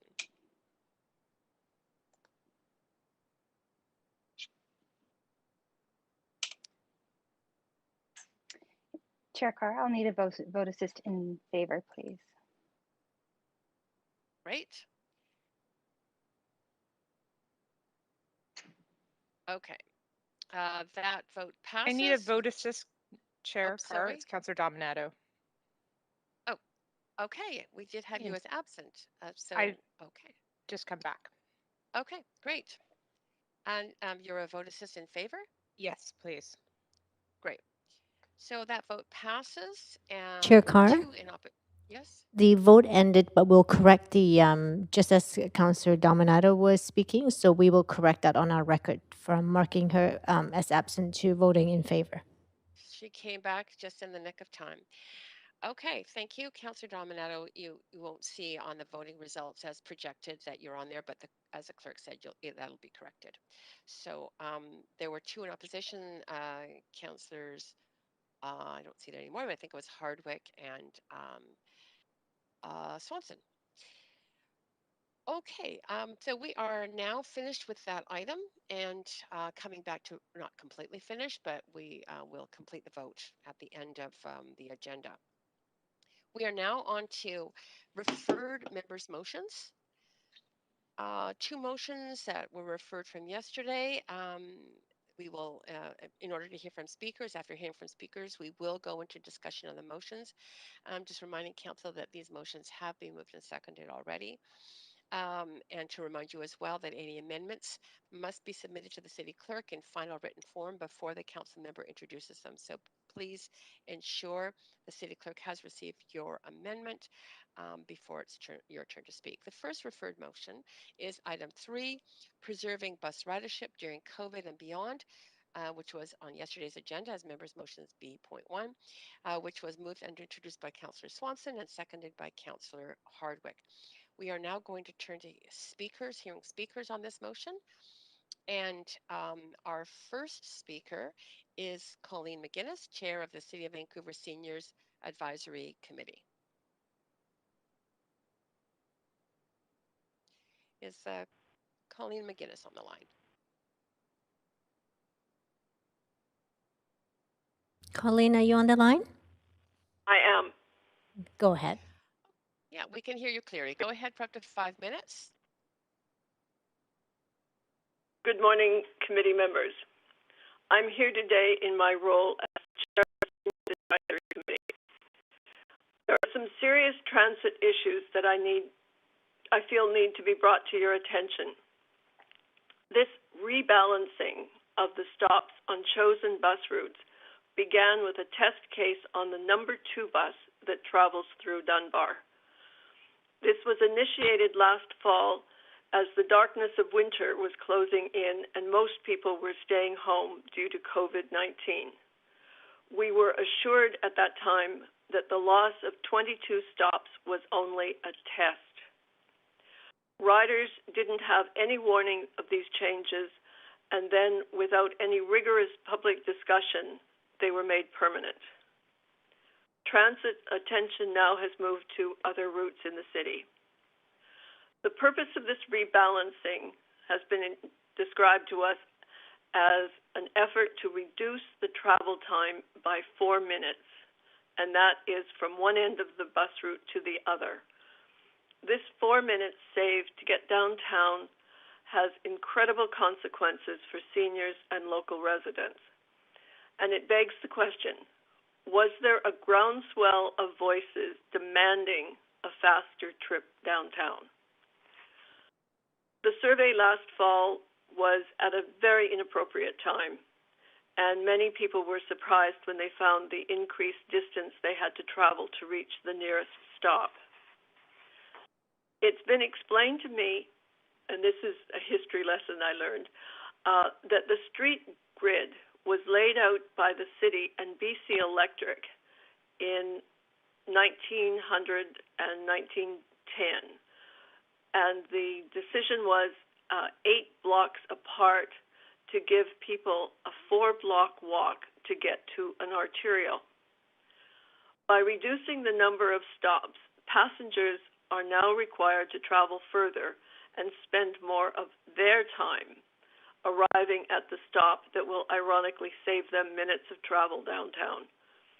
Like so many other aspects of life, transit has downloaded the extra travel time to the passengers, but the additional distance between stops is proving to be a real handicap for people who have mobility challenges. I learned last evening that the plan now has stops every 4 blocks rather than the previous 2-block spacing. I assert that the travel savings is of little interest to seniors who are more likely to be busing to local shopping and to appointments. They will not be the daily commuters who would benefit from a 4-minute saving to arrive at their destination. And then I would add, this is all based on pre-COVID travel plans, and we don't have any concept of what the post-COVID travel plans will be, with offices deciding that people can work from home. Neighborhood bike riders, to the second point of the motion, neighborhood bike riders worried about the safety of the bike lanes and right turns expressed their concern, as did the drivers. So I would suggest responsibility rests with both parties, and I think the engineering experts need to look at that. In closing, there are transit changes that have taken place. Others are proposed, and your constituents are suffering because of these changes. Your oversight is needed to direct engineering and transit management. I understand that the City of Burnaby refused to allow the same rebalancing policy, and Vancouver needs to review and consider this transit decision. Thank you very much. Thank you very much. And you do have questions, if you wouldn't mind staying on the line. Councillor Kirby, up to, yeah, good, thank you. Up to 3 minutes. Hi, Ms. McGuinness. Good morning. It's Sarah. I'm just curious about your last comment. Start with that about Burnaby. Can you speak a bit more to the fact that Burnaby did not proceed with bus balancing based on, can you expand on that a bit? That was secondhand information that I was given last evening. It came from a fairly reliable source, but I honestly have not had an opportunity to verify that. Okay, that's good to know. I think we have a speaker from Translate later, so that'll be good to follow up on. And then I take your point that you're saying basically that we should look at efficiency, not just in terms of the actual time on the ride when somebody's on the bus, but also in terms of how long it takes somebody to get to and from the bus stop compared to what it may have without the bus balancing. Is that right? That's correct. An example that I had explained to me recently was a senior who, with a limited amount of mobility and very limited energy, was required to travel an extra distance and simply was not able then to complete the errand that she had started out to do. So the extra 2-block walk, especially if you look at it from the distance traveled from an interior street to the arterial, could become quite onerous. So do you think it's fair to say that for seniors, they have sort of a reservoir of available energy that they can sort of deplete over specific tasks or a day, and if they expend more of it trying to get to do the errands, they have less ability to actually engage in those tasks? Absolutely correct, yes. Okay, I appreciate that. Thanks for being here again. You're welcome. Thanks, Councillor Kirby-Young, and you do have more questions, Colleen. So Councillor Weeb, over to you for up to 3 minutes. Yeah, Colleen. This obviously came to the Person with Disability Advisory Committee, and one of the things that they liked is that some of the reduced times would allow them not to be on the bus as long, which, recognizing how long people do have that capacity issue, like you just talked about, some seniors only have so much bandwidth, as well as ensuring that with less stops, you could have better accessibility, seating, covered seating, and different options to ensure better accessibility for these stops. Is that something that your committee talked about as well, or no? No, we wouldn't agree with that at all. The time saving is 4 minutes one end of the route to the other end. So I can't imagine that a 2-minute delay if you got on in the middle of the route would make that much difference. It's the distance to the bus stops, and it's the cavalier way that some of these decisions were made, I think that's problematic. I heard the other night the bus stop at GF Strong had been removed and has subsequently been replaced. Yeah, with public feedback, it looks like a bunch of the stops have been brought back. And recognizing that on Cornwall, there's 8 blocks and there was 8 stops. And so there are some stops that you might think could be removed, or you don't think any stops should be removed in the whole city.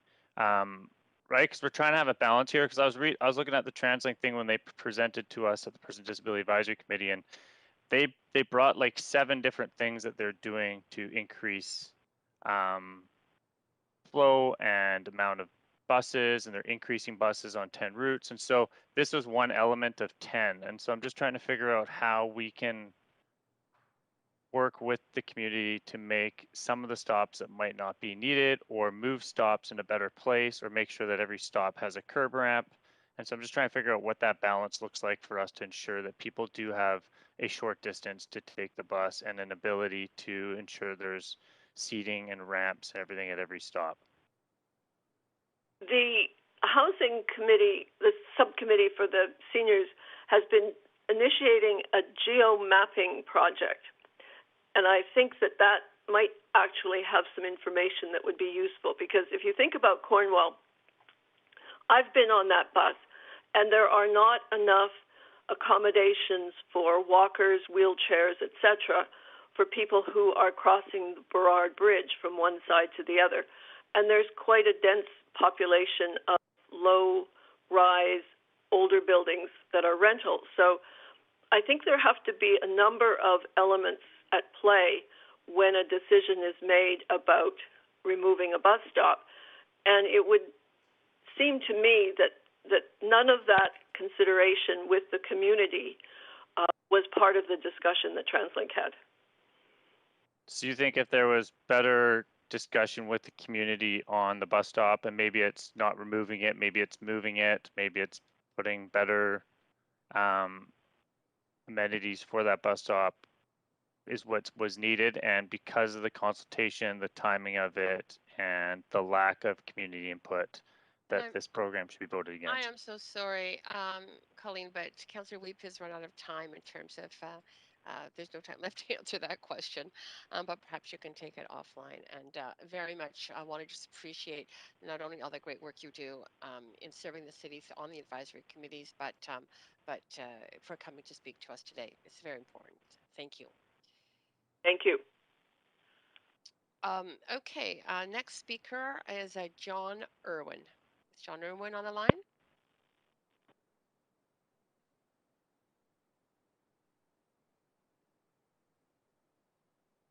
Chair Carr, John is not on the line. Okay. The next speaker is Connie Hubbs.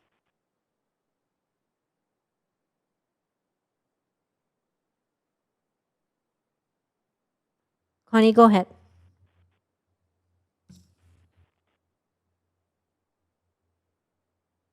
Connie Hubbs, so we can't hear you. So perhaps you're on mute, but still can't hear you. Can you? Yes, we can hear you now. Oops, we heard you momentarily. Are you still there?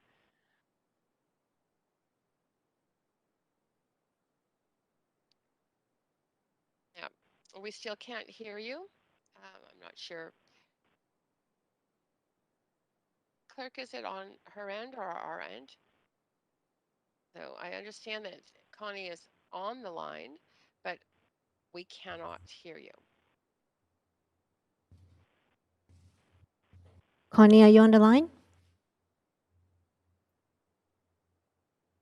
Chair Carr, her line has been disconnected, so maybe we can move on to the next speaker. We'll get her back. Thank you so much. All right, the next speaker, we have number 2 has withdrawn. Number 3, Nathan Davidovich. Nathan, are you on the line?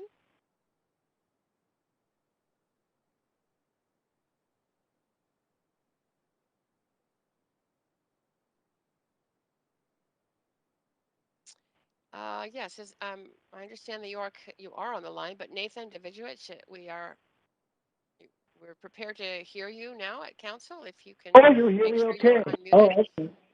Now we Okay. can hear you. So loud and Oh, clear. okay. You have up to, yep, go ahead, up to 5 minutes. Yeah, thank you very much. First of all, it's not 4 minutes saving. It's 2 minutes saving from Dunbar Loop to downtown. It was implemented last year on route number 2. And the bus driver union told me it's the same number of buses, the same number of drivers. There is no saving whatsoever. You're talking about 2 minutes for a 35-minute trip. That's all the saving it is. So let's get it straight and know exactly what we're talking about. The average saving per person is a minute or less. Now, Burnaby has not approved any cancellation of the bus route number 25 that start in Burnaby. I talked to the Burnaby mayor, and they are against that. So we have one route where Vancouver city engineer approves the cutback of bus stops, and the Burnaby city engineer would not. So it just unbelievable how things are done.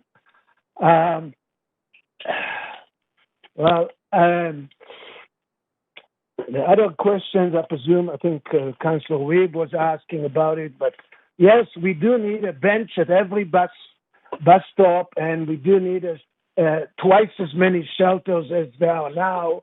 The contract is expiring next year, and maybe you can approve a new contract for bus shelter and benches, so the next generation of people will have more amenities. The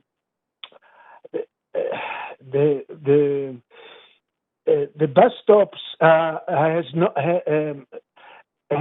Over the years, there was a city council policy, and most of the bus stops have been there for 70 years because that policy of city council is a consistent policy throughout the city. We can't have a bus stop at Cambian 14, but not have one at Oaken 14th, and so forth. It has to be consistent throughout the city. 69 years ago, the Oak Street streetcar was changed to the trolley bus, and that was in April of 1952. And we still have the same bus stops that were there, and there haven't been any problems. The only place where there are close bus stops is at 41st and Oak, because the transit garage was there, so they added 2 extra stops for the buses and for the drivers to be closed. Well, the transit garage was closed down 15 years ago in 2006. It's TransLink that forgot to take away those 2 bus stops. And now they are trying to say, oh, they're too close. Well, it's their fault in the first place. Since 2020, we had 75% of bus routes in Vancouver cutbacks. Some are up to 30%. And very few suburban buses have been cut back.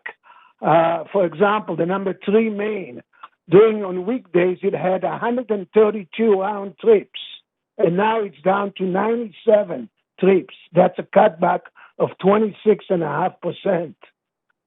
The transit fare increase, this increase is not necessary. TransLink got $644 million in bailout money, and other transit systems in BC are not increasing fares. They want the riders to come back. So why would you increase the fares to encourage riders? Now, the ombudsperson is going to look into that as well, because I filed an objection with the ombudsperson. So, I don't know what other questions you have to. I can tell you about Toronto. Toronto Executive Committee, the top committee in Toronto, discusses bus routes and bus lanes and so forth. And we have no discussion in Vancouver Council for over 15 years. There is no committee to discuss it. There is nothing. And that's why the city, you new members of city council are not aware of what's happening in our transit system, because nobody's giving you any information, unfortunately. And I think I've sent you some previous motions from previous city council meetings from 2000 and from 1988, and all these motions.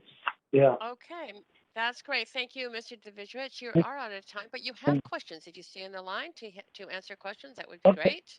Okay. Yeah. Councillor Weeb, go ahead.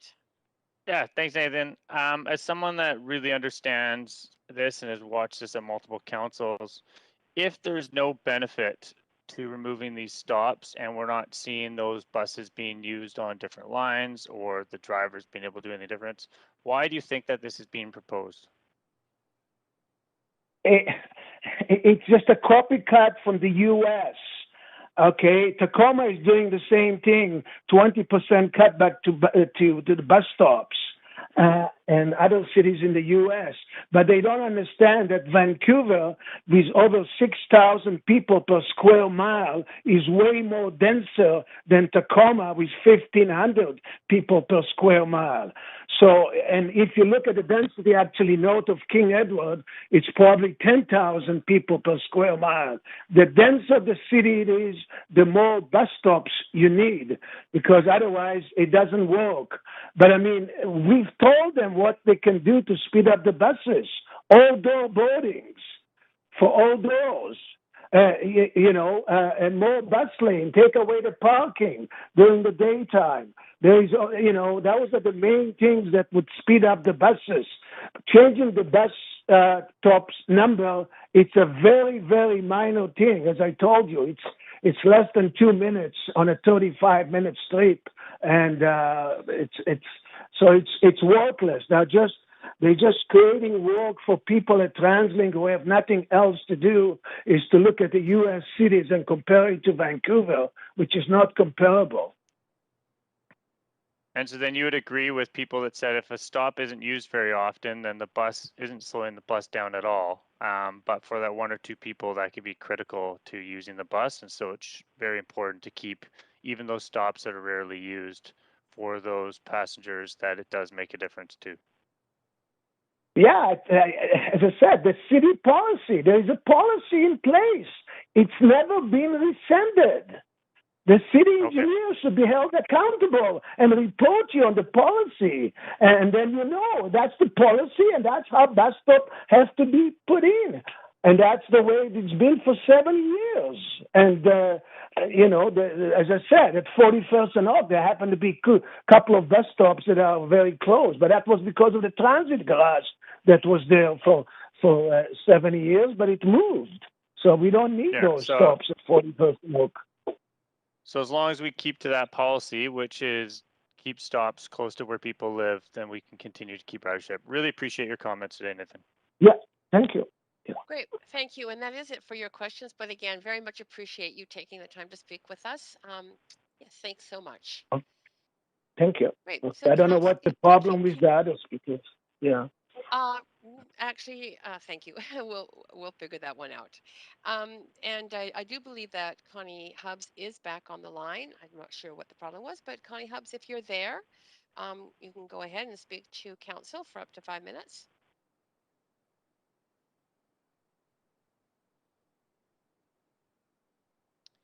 Again, Connie Hubbs, we cannot hear you. Council, can you hear me now? Yes, perfectly. Go ahead for up to 5 minutes.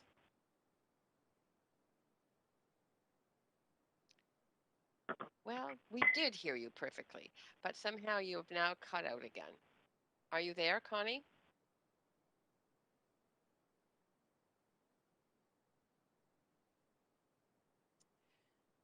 Clerk, I'm going to seek your advice on this. It's I don't know if she's still on the line or not. Okay, Connie, I understand that you are on the line still, but we cannot hear you. So perhaps you can, we heard you momentarily. Perhaps you can do whatever you did when we did hear you. I'm not sure what it is technically.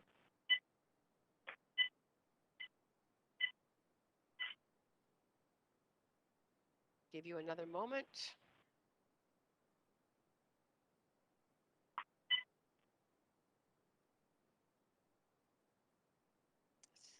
Clerk, I'm seeking your advice on the technical difficulties with this right now. Chair Carr, I think the issue might be on her end. We'll contact her and maybe we can move on to the next speaker. Okay, next, thank you. Next speaker is Sarah Ross. Sarah Ross, are you on the line?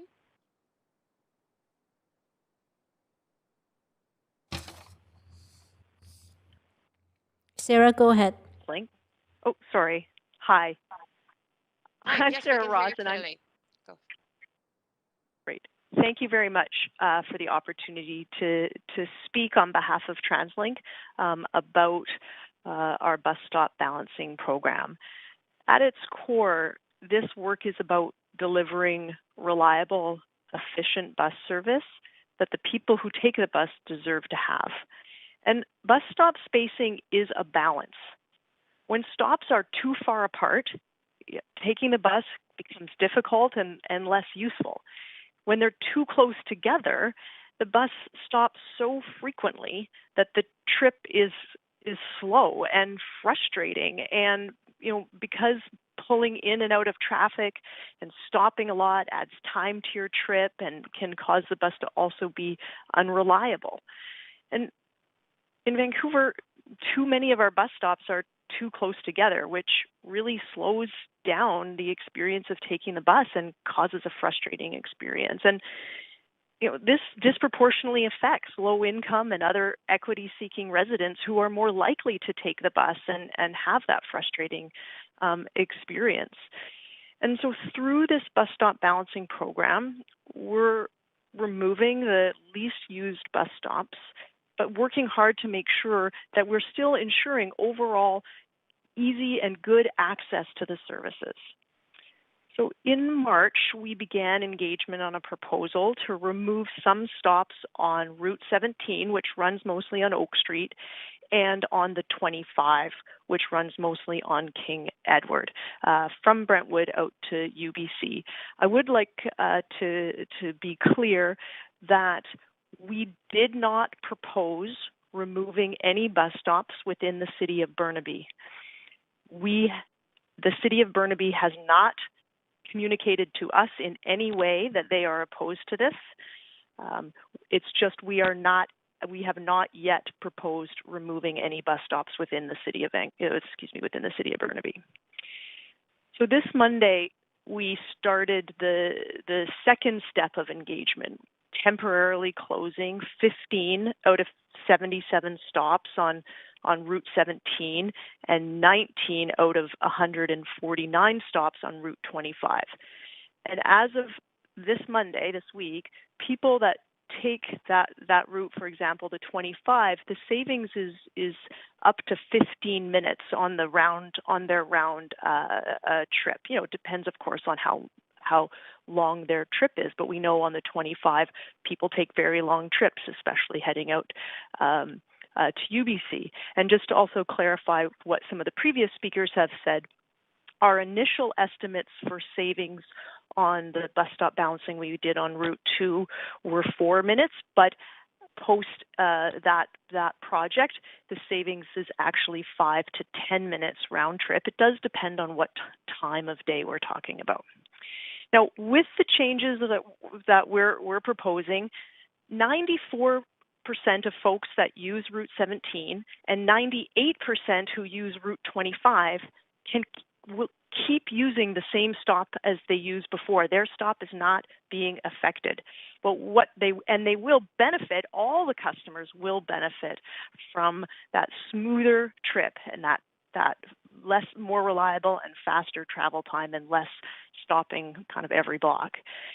Generally, bus stops shouldn't be closer together than about 300 meters, which is about the length of 2 east-west blocks in the city of Vancouver. But currently, more than 2/3 of our stops are closer than that, and many of them are just 150 meters or 200 meters apart. In some cases, like on Route 2, for example, we had a stop that was just 75 meters away from the next closest stop. I mean, that's the length of a SkyTrain platform. Now, when we consider which stops to remove, we look at every stop along the route and we think about how many people use it. And we have that data. We know exactly where people get on, what businesses and services and amenities are nearby, and who might be visiting them. Who lives within 400 meters of the stop, and is there a higher proportion of residents from equity-seeking groups? How often is the ramp on the bus deployed at each stop? We have data about that as well. How close is the next nearest stop? And what's the topography in that context? Would you have to walk up or down a hill to get to that next nearest stop? And it's only after we do this thorough review and look at that and bring an equity lens to thinking about that, do we propose stop removals. And asking our customers actually, what they think is really Sarah, too. excuse me, Yeah. Sarah, you're actually out of time for your presentation. However, if you sorry. stay on the line, you do have you're out of time, so it's just 5 minutes. So if you've got but you have questions from a number of councillors. So if we could proceed with questioning, that would be good. Right. Councillor Yes, Swanson?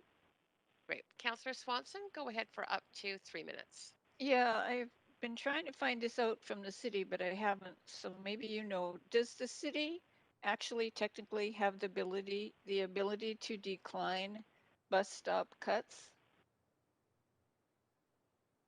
This is a joint project between the city and TransLink in terms of where the bus stop should be, and we make a joint decision on what is the most appropriate location for a bus stop. And there's two parties involved. Technically, it is a TransLink bus stop, and we provide the directions to the operators on where those bus stops, but it is a city sidewalk. So it's a joint responsibility. So if the city didn't want a bus stop taken away, could it stop it? We want to engage with the city and make a and have a dialogue with the city and make joint decisions about what makes sense. We've worked closely with city staff on this, and I also want to mention that I ran out of time, but we're in the stage of listening and engaging. We have not made any final decisions. We've temporarily closed stops, so we're going to take feedback and have discussions with staff. Does the city have the legal ability to stop the cuts, the bus stop cuts? Do you know? I'm not an expert on what the legal the legal status would be, because we wouldn't want to get into that situation. Okay, so the second question is, this motion just calls for consultation with groups who have told me that they haven't been consulted with. Is that a problem? So as part of our engagement, we do a number of different things to try to consult with as many people as possible. So first, we post signs at every stop. We of course publish information online. We speak with committees like the City of Vancouver's Persons with Disability Committee, the Seniors Committee, the Transportation Committee. We speak to TransLink's own Access Transit Advisory Committee. We speak with other interested groups such as the West End Seniors. We've reached out to unions, including CUPE and Unite Here and the Hospital Employees Union, and of course also our bus operators who are members of Unifor. We reach out to stakeholders along the route. We sent emails or calls or letters to 600 stakeholders along routes 17 and 25. So we do a lot of effort to try to reach as many people. We reached out to the CNIB, worked with them to contact their membership who lives in the area, so that people are not surprised by this. And we do two phases of engagement. That's it for your time. That's it for Councillor Swanson's time. Thank you, but you have other questions. Councillor Boyle, up to 3 minutes. Thanks, and thanks, Sarah, for being here and speaking. I have two questions, and the first I'm wondering if you can speak to how TransLink balances the equity considerations of time-sensitive transit users who have been often priced out of the city and have long transit trips to get into work, and concerns about the distance that residents within Vancouver walk to get to their bus routes, particularly seniors and people with disabilities. Can you just speak to how you balance those equity concerns? Mm-hmm. Yes, I mean it's definitely, you know, we often think as people who take the bus are both simultaneously a pedestrian in terms of when they as they're approaching the bus, but then they're a bus passenger, and so people of course want to have a short walk to their bus, but then when they're on the bus want to have as an efficient travel time as they can, you know, and we know that. You know, whether someone lives within the city of Vancouver or not, you know, they have to access a bus stop at least on one side, and even many residents within the city of Vancouver may still have very long bus trips, especially on those routes that travel very slowly. So we don't have a precise formula by any means, because this is a balance and trying to get the right mix out of saying, if we take out these stops, are we making it such that it's now an unreasonable barrier that people can't access it, or maybe they have to walk a little bit longer, reasonable compared to the benefit that is being saved by the millions of people who take these routes over the course of a year. Okay, I appreciate that that's a balancing act that you're very conscious of. My other question is part B of the motion asks about TransLink seeking other ways to speed up buses, and can you just clarify for all of council that whose responsibility between the city and TransLink that work around bus speed and efficiency is? Well, I would say again, it's something we work collaboratively on. There's other ways to speed up buses, such as bus bulbs at bus stops, and we work closely with the city of Vancouver, the city staff and the city of Vancouver. In those situations, the city is the authority for the road and makes the decisions on if road space is reallocated or if the curb is changed or what the parking regulations are. TransLink does provide funding, and we certainly provide ideas and analysis to identify where the most critical problems are. But the city is accountable for making the decisions at the end of the day on whether there would be a bus lane or whether there would be a bus bulb, for example. Okay, that's my time. Really appreciate it. Yeah, great. Thanks, Councillor Boyle. Councillor Kirby Young, go ahead for up to 3 minutes. Yeah, thanks, Sarah, for being here. There was a reference made by one of our speakers earlier about Burnaby not proceeding with any elimination of stops. Is that accurate? Well, it's accurate that we are not currently proposing to remove any bus stops in the city of Burnaby. We have no information that Burnaby is opposed to that. We have been focused. Just because I'm limited for time, maybe I can just help. So can I sum up? And TransLink hasn't proposed any in Burnaby yet. Is that right? That's correct. Okay. That's helpful. And then in terms of the motion, and there's 3 parts to it. One about consultation, and you mentioned some of the work that you had done already, speaking with unions, the seniors committee, and others. So I'm hearing that in some cases, from your perspective, you're going to say some of this work has already happened. One of the clauses in B says that Council direct the Mayor to ask TransLink to seek other ways of speeding up buses, such as bus-only lanes and barring right-hand turns by bus traffic. Can you comment on what's already happening with that? We've been working over the course, particularly in the last couple of years, on a number of different initiatives to find other ways to reduce delay to people who take the bus.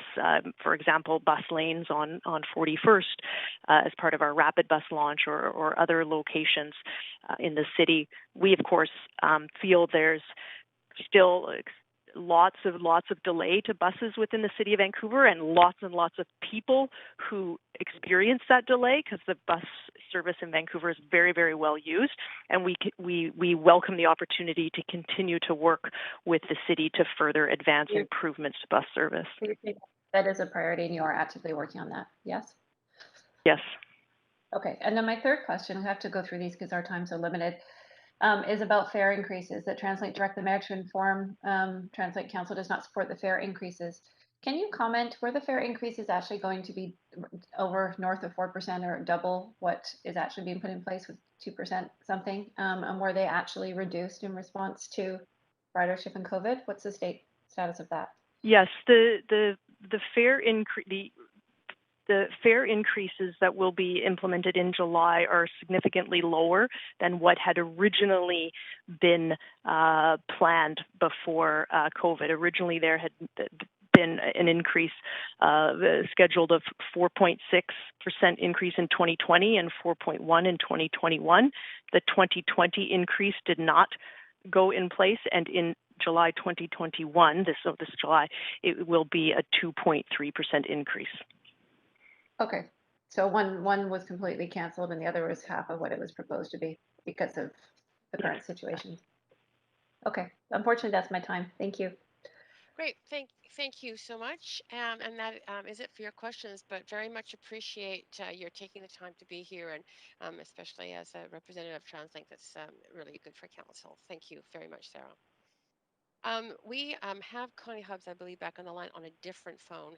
So let's see if this works this time. Connie Hubbs, are you there? And can we hear you? I am. Can you hear me now? Oh, such a relief. Yes. Go ahead for up to 5 minutes. Thank you so much, Council. In my view, the main job of our transit system, and I'm using an environment climate emergency lens here, is to provide an efficient system that moves our population through their daily activities, maximizing environmentally friendly options and minimizing the use of single occupancy motor vehicles. As well, a vibrant civil society requires that transport be both accessible and affordable.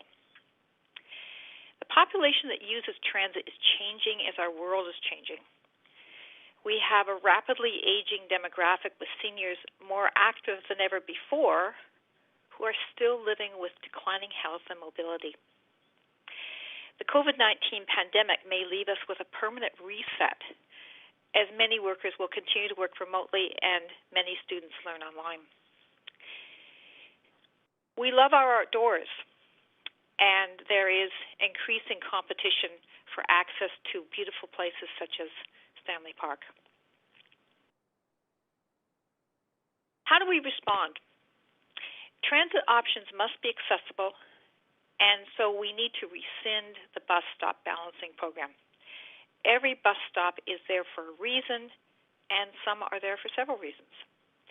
Here are two examples based just on my own experience as a resident in the neighborhood. Other residents would probably give many other examples. One, the recently canceled stop at King Edward serving the number 25 westbound serves Emily Carr School, the Douglas Park Community Center, Safeway, and the bank and shops in the King Edward Shopping Plaza, Telma Torres School, and the GF Strong Rehabilitation Center. Connecting with the Canada Line station at Canby, it delivers residents to and from home in a wide area north and south. Unsurprisingly, it is well used, as are most of the canceled stops.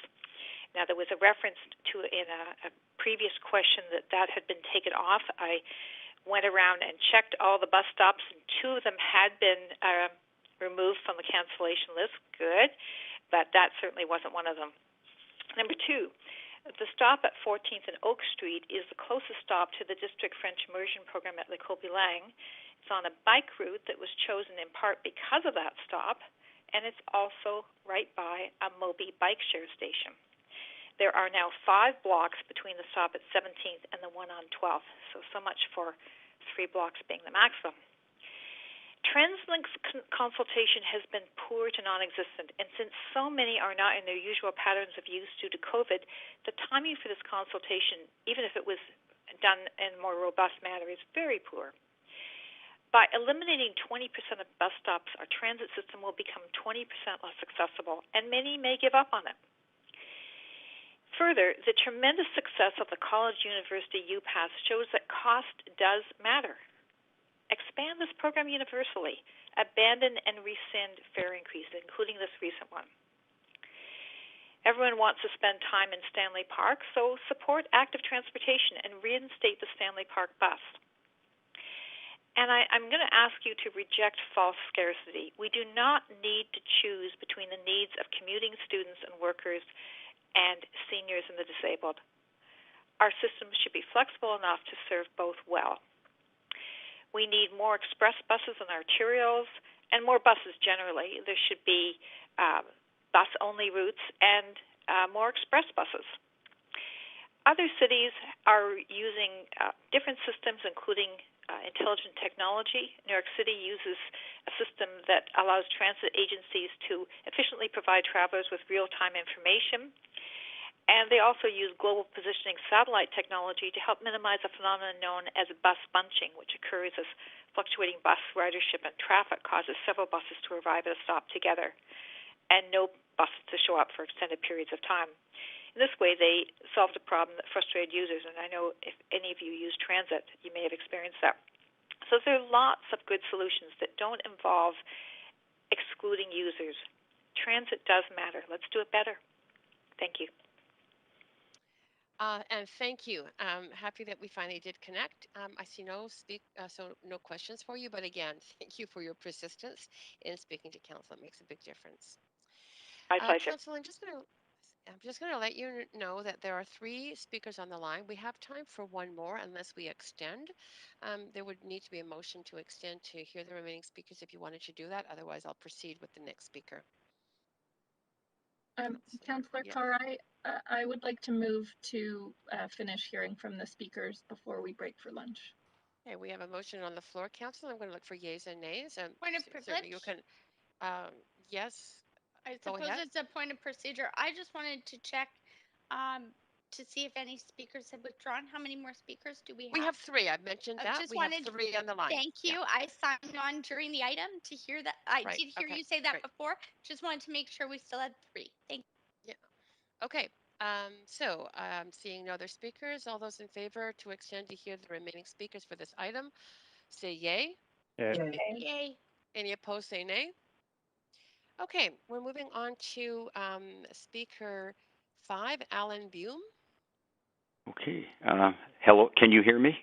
Yes, perfectly. Thank you so much. Okay, thank you. Thank you, Chairperson and Council, and for the opportunity to speak on this motion. And the Riley Park South Cambie Community Vision Steering Committee is really quite concerned with the removal of bus stops within the area. As you are well aware, we are undergoing development at a pace that is probably second within the city to what is being experienced in the downtown core area. And this construction frenzy has reinforced RPSC's concern for good transit services that are easily accessible. And this was clearly explained in our correspondence with TransLink. And you have a copy of our correspondence that I had sent along on, I guess it was Monday evening. Unfortunately, a couple of the stops that we addressed have now been reinstated. And one of them is at 25th and or King Edward and Laurel to serve GF Strong and the like. At the same time, we saw that one stop, and in our correspondence, the one noted northbound on Oak Street, 5100 block, and that is approximately 36th Avenue. We received a response from TransLink on that, and they mentioned something about jaywalking. Well, if the people, you get off that stop and you go to Van Dusen, all you need to do is walk up the street, approximately not even a full block, and you cross with a traffic light there. More importantly, why we do not want to see the 5100 block stop disappear is Eric Hamber Secondary School is going to go under construction. We'll see 2 high schools on that site. We're going to see Heatherlands with a large number of residents, a matter of 2 blocks or so away. And in addition, the Oak Ridge Transit site, which will have, probably more than 2,000 people residing there. So the Canby Corridor Phase 3, and which is Section 8, which clearly delineates the need for such services. And hopefully you're still familiar with our Canby Corridor Phase 3 policy. And this section seems to have the objective of making the future role of the automobile secondary when we talk about the active transportation theme. Our PSC doesn't see this objective occurring for quite some time, but it's imperative that careful attention continue to be paid to good public transit. And since you've had an opportunity to glean RPSC's concerns with traffic, and we submitted an extensive list of concerns to the engineering department, which you may feel that is somewhat irrelevant to the motion on the floor, and we don't, you will appreciate our position on easily accessible bus stops. Section 8 of that talks about walkability as a primary objective. Then it behooves you to fund the engineering department's budget for sidewalk improvements. We heard earlier speakers talk about seniors trying to get to bus stops. No mention has been made of the condition of sidewalks to even get to the bus stop, let alone walk out the door and in their own neighborhood. And we feel that too many of the sidewalks in the area need immediate repair. And this is not only within RPSC, but we think it's in many other areas of the city as well. So RPSC has always supported a walkable community, and our visions, as formally established in November 2005, clearly outlines the need for neighborhood centers. We're talking about walkability, and we're talking about good transit. So we're more than a decade ahead of the Canby Corridor Phase 3 policy, and we would like to see that this motion is passed. So our concern with TransLink's bus stop balancing is quite clear, and we urge you to support the motion. Thank you. Thank you so much, Alan. There's no questions for you, but again, really appreciate everything you do within the community and speaking to council. It's very much appreciated. Thank you. Thank you. Turning to speaker 6, Neela Sunga. Hello? Line? Yes. Yes. Can you hear me? You. Go ahead. Yes, we can. Great. Up to 5 minutes to I will speak be to brief. council. Yes, I will be brief. Thank you, Council. I'm speaking on behalf of my mother, who is 91. She's always been a very active senior, was a dragon boat racer a few years ago, now has mobility challenges.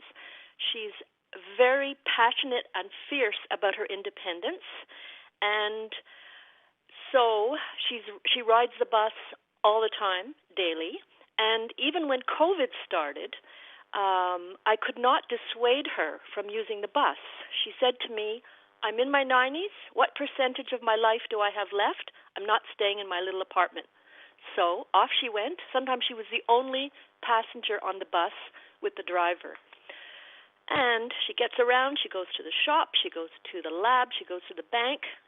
Until this winter when she really started complaining. She said, I don't know what's going on. I get to a bus stop and it's not there anymore. I have to walk. I can't do it. It's really been very, very difficult for her. And you're talking about a very spunky 91-year-old woman who really values her independence, and this has caused some difficulty in that area. Thank you. Well, thank you. There are no questions for you, but I think all of council appreciates you relaying that set of circumstances to us. So again, thank you for taking the time.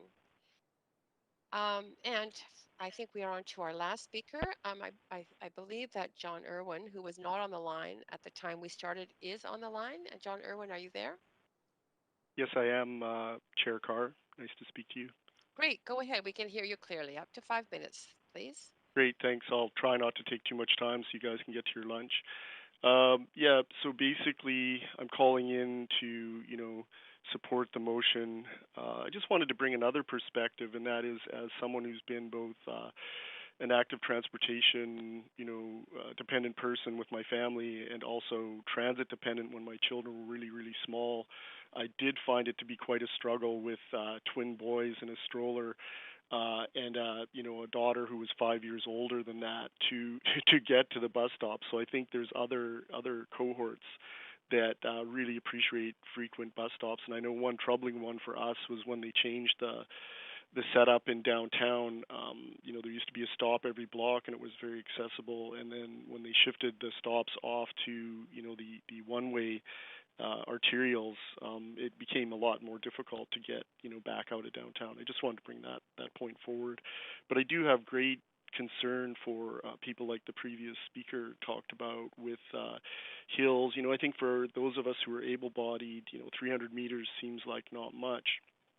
But we have to remember that a lot of these people have to access the street, usually an arterial where the buses are on, and they have to walk from where they are to get to there. So what you're talking about as seemingly just a short addition to a walk can actually be a fair addition to a walk as well. And I think that stripping parking, getting more efficient with how the buses run in terms of avoiding the bus bunching situation, which I know we have real-time information on some corridors like Main Street, but I'm not sure that it's used in the same way as it is in New York, where they make sure the buses are staying away from each other and are filling up relatively, including a bus can sit and wait for people at certain stops as well, is my understanding of that. So yeah, I think, and we are faced with an aging population that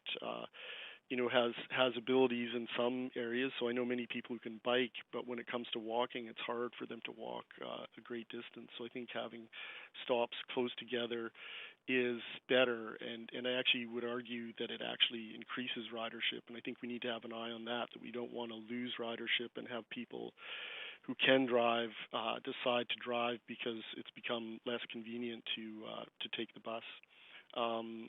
So I wonder if I could have permission to talk about another item for just a minute, because I don't have a ton of time. I have to get to a tutorial that's going to run afternoon. That's the first time that's been asked of me. I think that the point is to be speaking specifically to the actual item at hand. So I don't think that that's appropriate, but clerk, can you just advise me on that? Yeah. Yes, So, Chair Carr, that's correct. Okay. Sorry, no, this is very specific to this item. Yeah. Maybe you could communicate to us via email. Yeah, I'll try, but I probably won't get in time. It's just about the committee and that we weren't consulted on the committee about capital projects. Anyway, I won't talk about it. Okay, sorry. that's great. Yeah, so I'm all done for today. No problem. Thank you. Yeah, thank you. You have no questions. Thank you. Okay, thanks. So council, yep. Great, thanks. Council, we are now complete the speakers list, and so we are going to take our lunch break. We will return in an hour, so at 1:05, and at that time we will move to a discussion, debate, and decision on this item. Then we have one more item, and then we will be returning to vote on item 2 at the end of that meeting. Councillor Boyle, do you have a point at this point? A question or? No, thanks, Chair Carr. I just put my name on the list for when we come back for debate and discussion. Oh, great. Well done. How about Councillor Kirby Young? Are you in the same position? I am. Okay. We'll leave that list as is then. Thank you very much. Have a good lunch, everyone.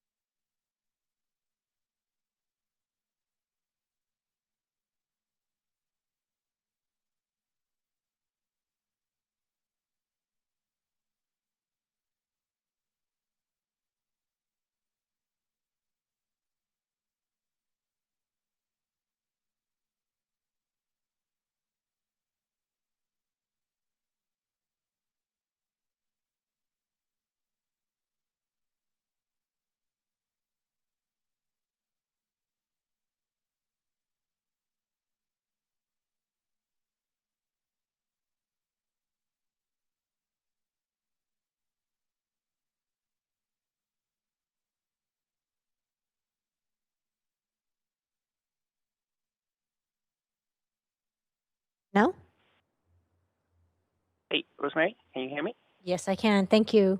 Okay, perfect. Thanks so much.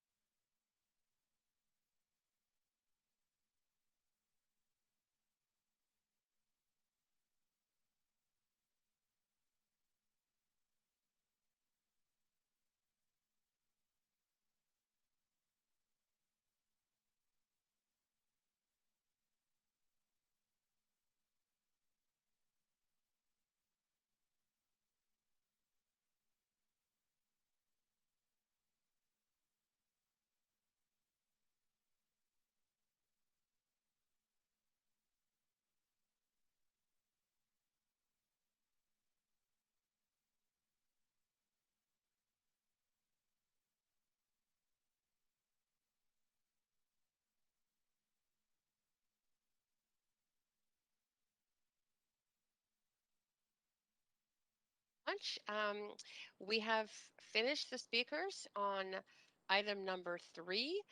So we are, and the motion, as you know, has been moved and seconded. So we are now into debate on that motion. And I see that we do have speakers already on the list. So I'm going to advance Councillor Boyle. Councillor Boyle, up to 5 minutes on this. Thanks, Chair Carr. I circulated an amendment. If you could speak a little more closely, you're a bit faint, Councillor Boyle. Okay, I have a loud voice. I'm happy to do that, Chair Carr. I circulated an amendment to council to recommend. Chair Carr, I can't hear Councillor Boyle. Okay, Councillor Boyle, I wonder if you could check your audio because some councillors are having difficulty hearing you. Sure. I'll just grab my headset if you don't mind giving me 30 seconds to plug that in. Not a problem. Go ahead.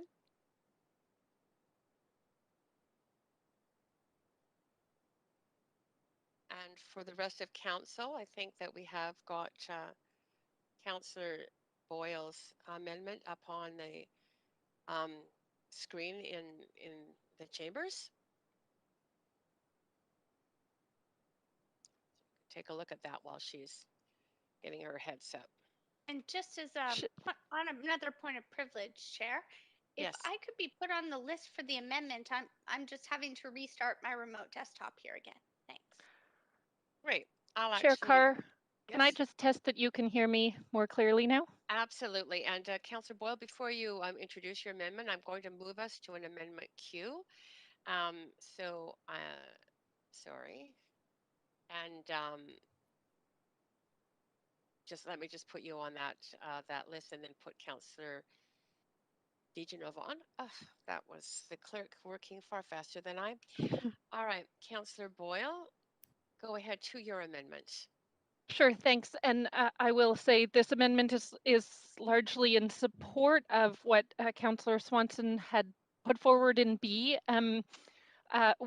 with two intentions, and one is to recognize that a lot of this work around bus speed and efficiency is already happening. Staff are engaged in it, and this council has directed that work both through the pandemic and more broadly, and through our climate emergency action plan. And the other point of this amendment is to recognize that this work is not just TransLink work, but the city, through staff, through our budget, through policy decisions and transportation decisions, actually has a pretty significant role to play in the types of in the decisions that can be made about improving the speed of transit. So wanted to make sure that we were playing an active role in the way that the recommendation was worded. That's great. Thank you, Councillor Boyle. Councillor DeGenova to the amendment. Thanks so much. Just on a point of information through you, Chair, possibly to the city manager or the staff as the city manager deems appropriate. Just go ahead with it. Thank you. I'm just going to turn off my video for a moment because I'm in my line. Can you hear me, Chair? Yes, we can hear you. Oh, great. Thank you very much. The point of information is I understand through the piloted red painted bus lanes and areas and the work that staff was already doing to try and speed things up, make sure that there were stopping areas for buses so that they weren't delayed and that there was safe and accessible access for them. I'm just wondering if this is already being done. I seem to recall us already talking about this and in fact approving staff's recommendations that they would continue to move forward with this. And I remember it specifically in regards to looking at ways to move things forward in our city. And one of the defining pieces of that I seem to recall is the red painted bus stop pilots or bus areas of stopping where no one else could stop or load. So if I could ask that through you to staff, thank you. Sure. Okay. Are we already doing this just with that pilot? That's fine. Acting City Manager, give a response to that question. Yes, thanks, Chair, through you. So I want to make sure I can't, unfortunately, I can't read the amendment that's up on the screen, but the version I have on email. So yes, I think to Councillor DeGenova's question, absolutely, staff are working on this. I think if I'm looking at the right amendment, what's being proposed here is a direction to staff to report back on that work. But I want to make sure I'm looking at the right thing.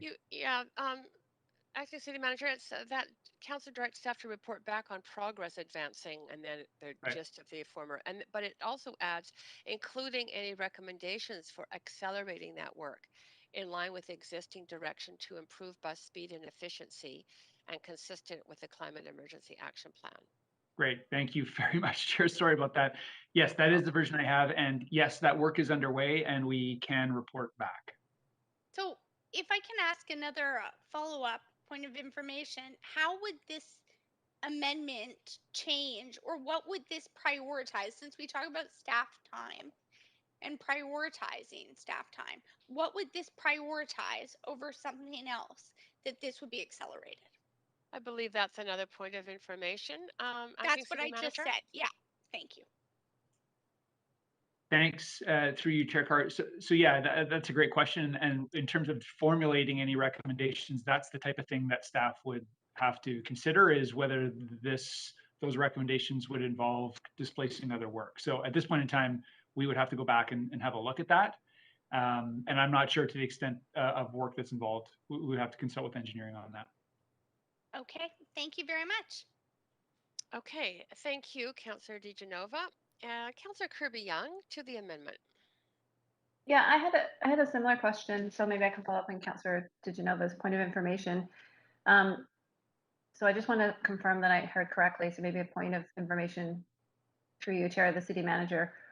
You're saying that this work is already happening, but the part of this amendment you view as different is the report back or the speeding up of that work? Because I thought it was already prioritized in terms of moving forward with some degree of speed around it. Can I get clarity? I just want to make sure I really understand that. Certainly. So thanks, through you, Chair. So the motion, as I read, calls for a report back on progress. So that's something that we could certainly report back to Council on what we're doing now. And then there's a request for any recommendations for accelerating that work. At this point, I'm not able to say whether we would have any recommendations or what the implications of those would be. So that would take further assessment. Okay, and then so quick follow-up on that then. If you said that it might, you don't know the impact it would have maybe on other work, do you have any sense of what that might be? Would it be work on curb cuts, some of the sidewalk or the patios work? Would it be, implementation of some of the street work? What kind of things would we be looking at?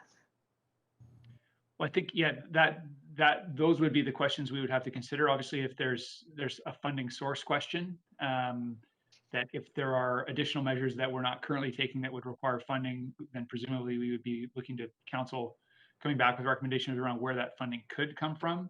So yeah, at this point, we haven't seen this, and obviously, and haven't done any work to determine whether there is more that we could reasonably be doing than what we are. I think the first part of this obviously is giving Council a report back on what is currently underway.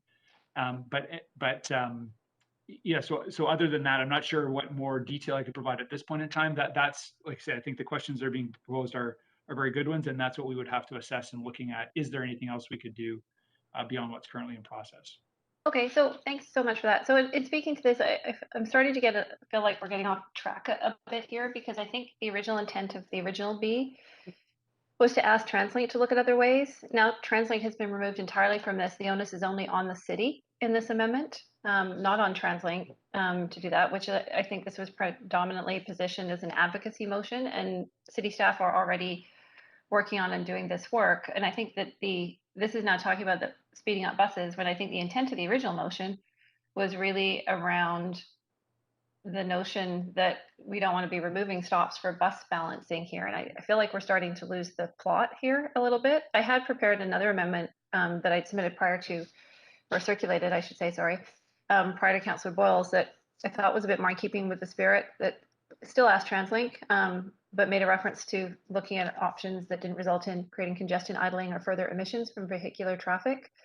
But I think fundamentally for me, the question for Council on this one is, does the city want to take this on, or do we want to advocate to TransLink. And this is something that we're already doing. We've had lots of conversation about resources for staff. Now we want to speed it up. So if this is going to compromise things like curb cuts for pedestrians and some of the other work, then I have concerns about it. Thanks. Okay, thank you. Councillor, I think no response was requested in that. Councillor Swanson, up to 5 minutes for your questions. Actually, I think the last point was a good point. Maybe I'll try and send in an amendment to add TransLink back in. Okay, go ahead. That's You've it got a for little now. bit of time. Thanks, Councillor Boyle. You're on for, you have 4 minutes. Thanks, Chair Carr. I didn't mean I just want to clarify, the intention was certainly not to cut TransLink out of this, but I think we heard pretty clearly from TransLink staff, from Sarah Ross, that a lot of the initiating of this work needs to happen at the city level. And then my understanding is that there actually is funding at TransLink for bus priority work, but that TransLink doesn't control the bus lanes in city streets. Those are in the realm and jurisdiction of the city. And so an advocacy motion to just ask TransLink to do that work wouldn't get us anywhere without the city doing that work. And so, of course, it's a partnership if it makes councillors feel better to have TransLink named in here as part of that work. I think that that is, of course, totally fine. I just want to be really clear, both that my intention here is not to cut TransLink out. There are clear partnerships that are already in place. The intention really is to name that this is actually already work that's happening and in line with our work, and hear back from it so we can so that we can know when we have these types of discussions what we are actually already doing, and then make good decisions about how it moves forward. And I'll stop now. I see Councillor Swanson circulated some language. Okay, thanks, Councillor Boyle. Councillor Swanson.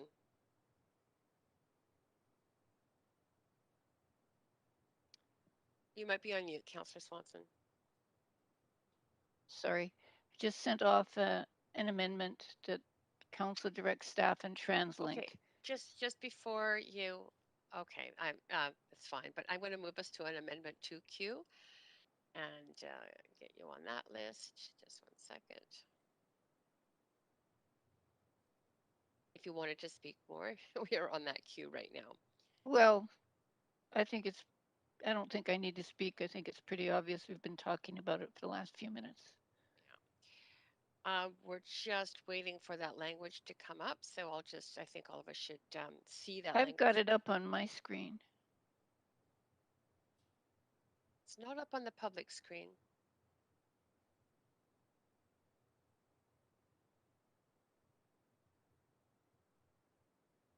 Clerk, we're just waiting for the language forwarded by, yeah.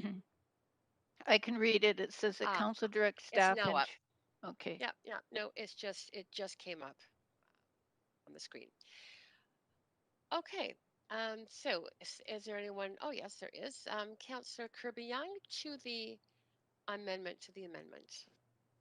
Yeah, hi. I'm not meaning to make for a complicated meeting because I'd love us to be efficient on this, but I'm going to point out that we can't direct TransLink, but we could ask them. But I realize that can't do an amendment at this point because we're in an amendment to an amendment. But I believe that that's correct. It would be problematic for council to vote on this because we can't direct TransLink, but we could ask them. So I don't know, potentially, if the mover wants to withdraw and then submit another amendment to that effect. Yeah, the mover is Councillor Swanson. Yeah, I can do that. Just give me a sec. Okay. So, Madam Clerk, do we have to vote on a withdrawal? Sorry, Clerk. Chair Carr, that's correct. We would have to withdraw the amendment 2. In order to provide another one. That's correct. And is that 100%? That's correct. All right. I'm going to call for yeas and nays on this, Council. All those in favor of the withdrawal of the current amendment to the amendment by Councillor Swanson say aye. Aye. Aye. Aye. Aye. Those opposed say nay. Great. Okay, that's withdrawn, and we'll just take a little breather as we wait for the new language to come in from Councillor Swanson. I sent it. Okay, we'll just wait for the clerk to get it up on the screen. Thanks, Councillor Swanson.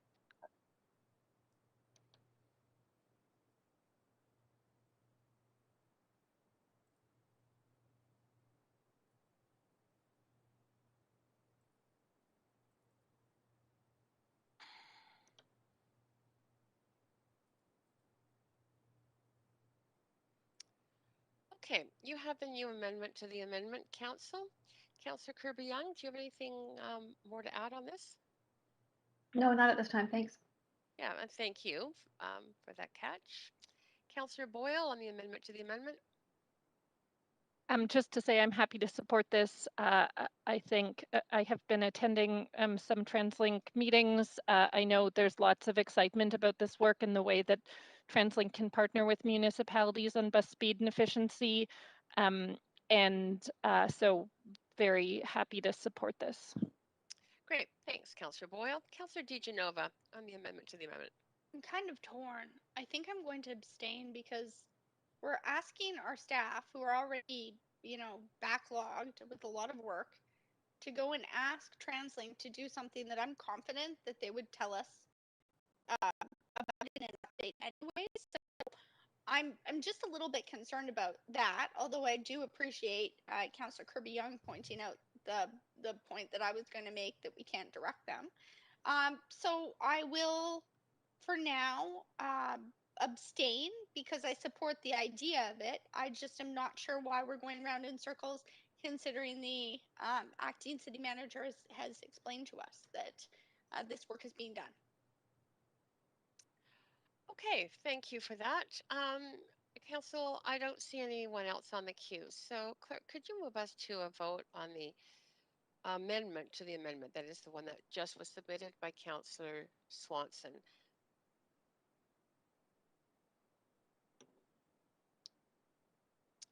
Did anyone need a vote assist?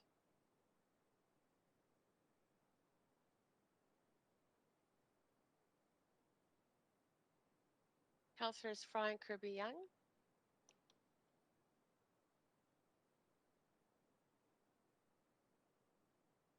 Okay, that has passed with no one in opposition. Okay, we are back to the amendment itself. So, amendment, Councillor Swanson, anything else to the amended amendment?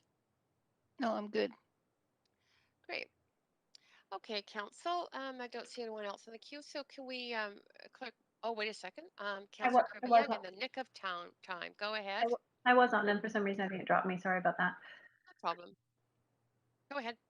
Oh, are we thinking amendment or are we back to the main queue now? We are back to the amended Sorry. amendment. My apologies. I was hoping we were further. I'll wait. No, not yet. Okay. So Council, if we, or Clerk, if we can do, we need a vote on the amended amendment.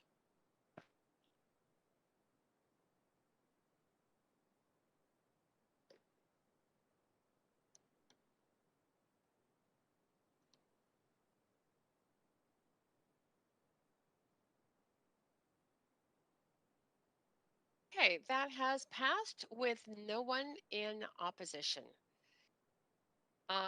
So we are now back to the main queue.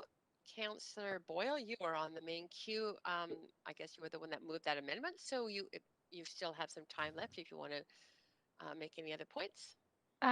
Sure. I'll just say that I'm happy to support the amended motion. I think these are really important and challenging conversations. We heard from a number of speakers about the considerations that, of course, matter to us, matter to our residents about access to bus stops. And I appreciated as well hearing from TransLink some sense of how they balance all of these intersecting equity considerations for the whole range of transit users who we know tend to be across the board lower income residents across Vancouver and across the region, and so wanting to make sure that we get that balance right to make public transportation easier and more accessible and more convenient to increase usage is really important. And so these conversations are very important, and happy to be having them and continuing them moving forward. Thanks, Councillor Boyle. Councillor Kirby Young to the amendment. Yeah, thanks. I also have two amendments. So if you want to start, I'll wait for an amendment queue. I will move you straight to an amendment queue. Thanks. Great. And I'd like to do them separately. I'm going to start with what's that shows as Amendment 3 on the screen there. And in speaking to that, Amendment 3 is simply to strike Clause C. And I'll tell you why. Not because I don't believe in keeping transit fares low. I do. Not because they need to be affordable. I believe they need to be. But I think that we have to be realistic that ridership is down. It's expensive to run a transit system. I think TransLink has already responded to the concerns around cost. We heard from the TransLink rep that they had planned a 4.6% increase in 2020, and they didn't proceed with one at all. They went to zero. They had planned a 4.1% increase for 2021, and they subsequently cut it down significantly from 4.1% to 2.3%. And I think that it's really difficult when you think of being able to play inflationary costs such as wages, which is, obviously a large part of TransLink's cost to the unionized workers. They depend on that revenue in order to ensure that the workers receive those increases. I would also note, if you look at it from sort of draw the analogy of the city of Vancouver and things like our park board fees and things for community centers and recreation and services that lots of people in the community use, including people of low income, we endeavor to keep those low as well, but we do always have an inflationary adjustment, which this council approved when we approved the park board budget. So I think that, we have recognized as a council that there is a necessity to have modest but necessary inflationary increases, and oftentimes just to support the staff and ensure those working conditions. So I think that TransLink has struck the balance there. I think that we can't continue to put up all of our fees and all that unless we are prepared to do the same. And so for that reason, I'm suggesting that we strike C, because I think, as I said, TransLink has really struck the balance here, and they do need to keep that system running. And I would hate to see a reduction in service costs. We were already talking about potentially losing some stops here, which is why we're having this conversation. I'd hate to see the need for a further reduction in service or an impact on jobs because they couldn't meet their obligations. Thanks. Okay. Councillor Kirby Young, I'm just going to question about whether you should do all of your amendments at the same time. So wait a second. Well, one of them is now redundant because of Councillor Boyle's, and so I have two remaining, Chair Carr. It might be helpful, and they are very distinct from each other, so I'd like to move them separately if I could. Yeah, I do remember. Okay, that's fine. You can do them separately. That's fine. The clerk has informed me that's all good, all well and good. Thank you. Okay. Councillors, we are talking to this specific amendment, and Councillor Kirby Young, you're done. No, sorry, go ahead. Sir Clerk. Chair Carr, it's Councillor Dominato. If you could put me on the queue to speak. No problem. I'll do that And sorry, my laptop has died, so I just had to dial in by phone. Well, we're glad to have you here. By phone is better than not here. And you have been added. Councillor Kirby Young, you're done on that? I am. Thank you, Chair. Councillor Swanson on the amendment. Yes, no surprise, I oppose the amendment. I think one of the huge problems that we have here with what TransLink is doing is it's being done during COVID, and the ridership is way down. And so any kind of consultation and input is not what it would normally be if we had the normal riders, normal number of riders. And in order to get the ridership back up, we're going to have to do lots of things. Like maybe we should have free transit for a couple of months after it's safe. But to start out by raising fares is the exact wrong thing to do, in my opinion. And we should be funding transit more with progressive tax money. And I think that that's, if we could send a strong message to TransLink that that's how we think, I think it would be good. Great. Thank you, Councillor Swanson. And on to you, Councillor Fry, to the amendment. Yeah, thanks, Chair. Agree with Swanson in opposition to this amendment. This is, largely an aspirational clause anyway, because of course we don't have the authority to increase or decrease transit fares. But I think that we are also elected to represent the broad interests of Vancouverites and Vancouver City, and I don't think increasing fares is probably the best route if we want to encourage people to use transit. I'm reminded of the speaker that came to the East Fraserlands conversation the other day, and maybe it was even Mr. Nathan Davidovich, talking about having to, because of the poor transit system, they were further impacted by having to take a bus to Metrotown to then take a SkyTrain back into the city, and thus paying an extra zone. And I think these are real-time, real-life burdens on folks. And I obviously want TransLink to be sustainable, and I want them to find ways to appropriately fund it, and that may be through, as Councillor Swanson suggests, progressive taxation or maybe additional senior government funding. But at the end of the day, if we're going to make a statement about this, I think it's fair to say that increasing the fares for transit are not going to necessarily increase ridership, and it's probably not in our best interest. So I support the amendment as it was originally proposed, not this. Okay, great. Thank you, Councillor Fry. Councillor Dominato. Go ahead. You might be muted. Sorry, Chair. Just coming off mute there. Thanks. Appreciate the dialogue today around this motion. I support the proposed amendment to strike C for a number of reasons. I appreciate the spirit of that this is advocating to TransLink. But we are not, for one, this isn't our jurisdiction in terms of actually the operations of TransLink, but TransLink does have to have a sustainable service for the public. And this is a planned incremental increase of fares that was already planned.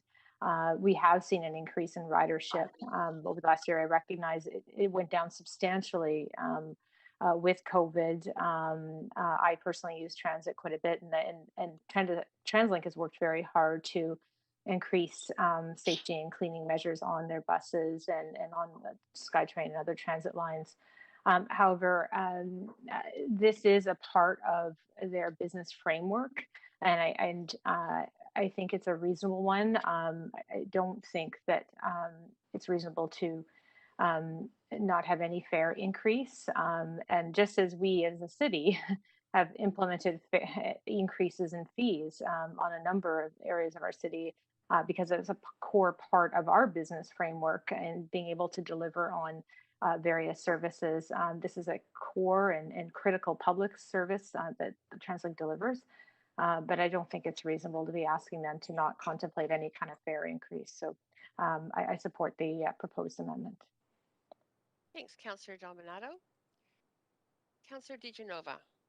Thanks. I also support the amendment. I think that we have to look at the realities, and we've had to do that over the past few months. We did that through our budget process.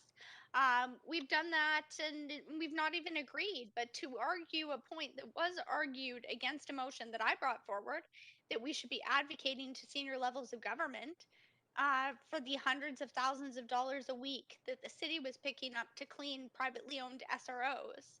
And I'm talking about privately owned. I'm not talking about nonprofit owned SROs. I had no problem with that. But to say that, TransLink shouldn't raise their fares, but at the same time to say, we should, to people who have a history, perhaps of not providing the best living conditions for people, we're going to give them a break. I think that it sends the wrong message. And I also think that, there is a reality here. Who's going to pay for this at the end of the day? We talk about how we can't wait and the importance of moving forward and taking action uh, and adapting.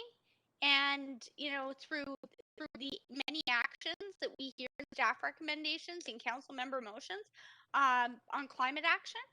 And I think we also have to consider the fact that we have to be counting the dollars too. And we have to consider the burden that that can put on not only taxpayers, but future generations. So the fact is that if we don't look at incremental increases, I think it's interesting. It's ironic. We're talking about, no, we don't want bus stops gone. Well, how are we going to afford to keep them? Because we're now sending a message that we want to keep them, but we don't want to raise fares. I just think that there's trade-offs that have to be made, and for that reason, because I think it's about the reality of the situation.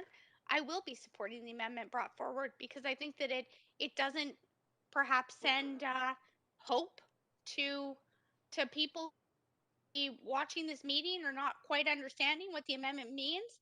The council might have the power to do this, even if we're advocating TransLink for this. It was said by someone else, and I'm going to paraphrase a little bit, but that we should be, going to TransLink and advocating and telling them this is what we want. I see TransLink as a partner. I don't think we should be working against them and bargaining with them. I think what we should be doing is seeing how we can work together to get there. And if that's going to mean fare increases, then I'm not going to be the one to push against that. I guess then we have to ask what service we want to see gone if we don't want to see fare increases. So I'm willing to have that conversation as a council. But until then, I'll be supporting this. Great. Thanks, Councillor DeGenova. Councillor Bligh. Yeah, thanks, Chair. I too have appreciated the conversation around this motion and overall, and I'll start by saying that I'm supportive of the advocacy angle of this motion in terms of not reducing bus stops. I think that's the right sort of position for our council to take on this issue. For a number of reasons, much of what we heard from our speakers today. All that to be said, I am going to support this amendment. And I think it's because balancing the bus stops and advocating to not remove bus stops is all an exercise, I think, as far as TransLink is concerned, in inefficiency at the end of the day. And yes, people will get places faster. But coming back to this amendment, we have to also balance the needs of those that use transit. One thing to note, and I think it's worth mentioning, which is not as a counter argument perhaps, but in a holistic view, there is challenges that I think that our transit system is facing right now, and one of them that comes to mind is the fare difference between, say, taking an Uber for a short trip and taking a transit option. Fares going up is actually quite significant, and I think that it does challenge the transit system and brings into question for the users whether or not they want to take a bus, let's say, for example, when they're only going a few blocks. But maybe it's too far to walk, and going in an Uber, for example, is actually sort of on an equivalent $3 versus $5. So I've talked to a lot of people that are starting to make different decisions about how they use transit. So they're not getting monthly passes and they're using per fare cards. And so I think the conversation around fares is really important to be having. Because I think that the convenience of transit is losing its edge, and so it is becoming a conversation that I think we need to be having more of. We advocated for a sliding scale fee structure, I think, very early on in our term, and I supported the advocacy that TransLink and even lobbying to the federal government find a way to do a means testing to reduce fares, because I think that absolutely makes sense. But just saying absolutely no fee increases is the position of this council, sends a message to TransLink that we don't understand the economics of this critical infrastructure. And by taking that position, I think we will be dismissed or ignored in some of these conversations with TransLink, and we actually need to strike a better balance in that. So I think this clause C was challenging at the outtake of this motion when I first read it and figured it would be a topic of discussion. I think we should use this motion as a way to really draw attention to the risk around reducing bus stops to the user and leave this conversation around increasing bus fares for a different kind of conversation where we can have a more fulsome picture of our obligations or what TransLink's obligations are to their workers and the risks are to ridership if we start to advocate too strongly one way or the other. So I support the amendment. Thanks, Councillor Bligh. And you are the last speaker on the list to this amendment by Councillor Kirby Young. So, Clerk, I wonder if you can take us to a vote on this, please. This is, again, the amendment by Councillor Kirby Young.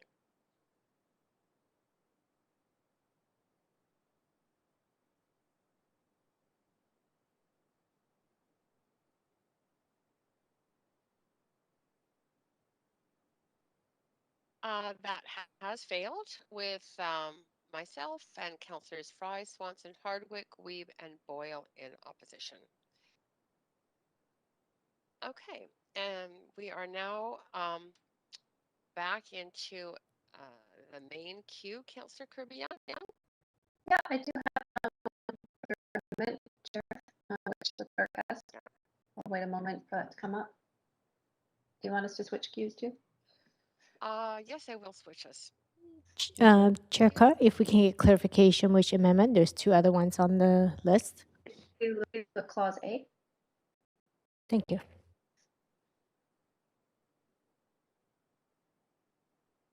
Just wait till it gets up on the screen. That's great. Yeah, thank you. This is a fairly simple one, I believe, but council will tell. And that was, it struck me in reading this when it identified different groups to consult with, which is always important.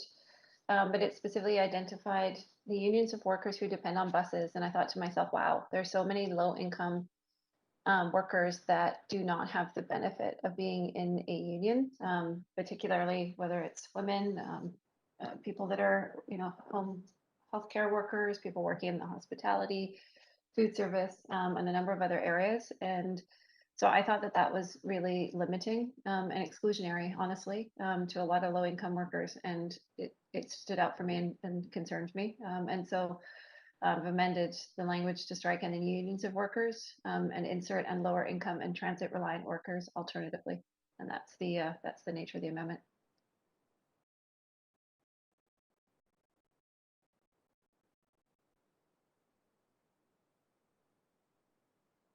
That's it, Chair. Thanks. Chair Carr, I think you're muted. Sorry, I don't see anyone else on the queue. So I think, Clerk, if you can just move us to a vote on this second amendment by Councillor Kirby Young. Did I get on the queue? You were Swanson not on here? the queue. I've moved us to a vote. I'm afraid I've moved us to a vote. You are not on the queue.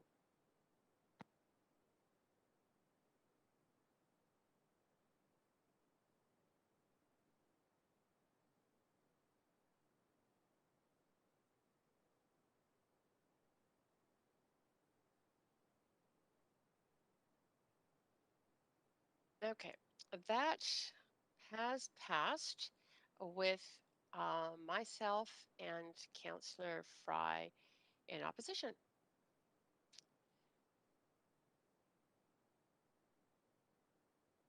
Okay, we are now back to a main queue. Councillor Kirby Young, I believe that you have a third amendment. No, I do not. That's it for me. Thanks, Chair. Okay, great. Councillor Swanson into the main queue. So we're now dealing with an amended motion. Yeah, I just wanted to add women in there, and I'm having a hard time doing it. So if I just had a little extra time here, sorry. Well, Your timer has started, so just work away.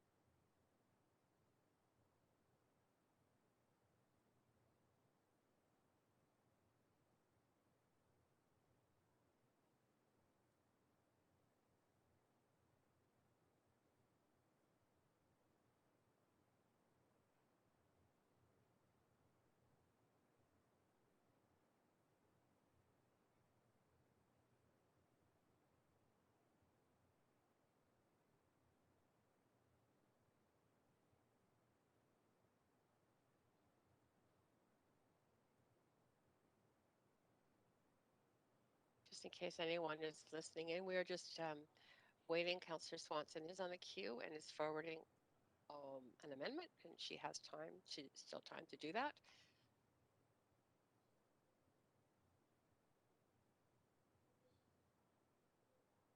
There.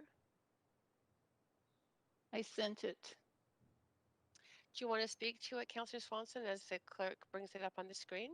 Yeah, I think we should have women in here. I always forget women, even though I am one, and I shouldn't have. So that should be in there. I would also like it if we left union workers in there, but I wasn't fast enough to do that. I don't see why we should exclude union workers, but the good point is that TransLink is already talking to the union, so that's good. Okay.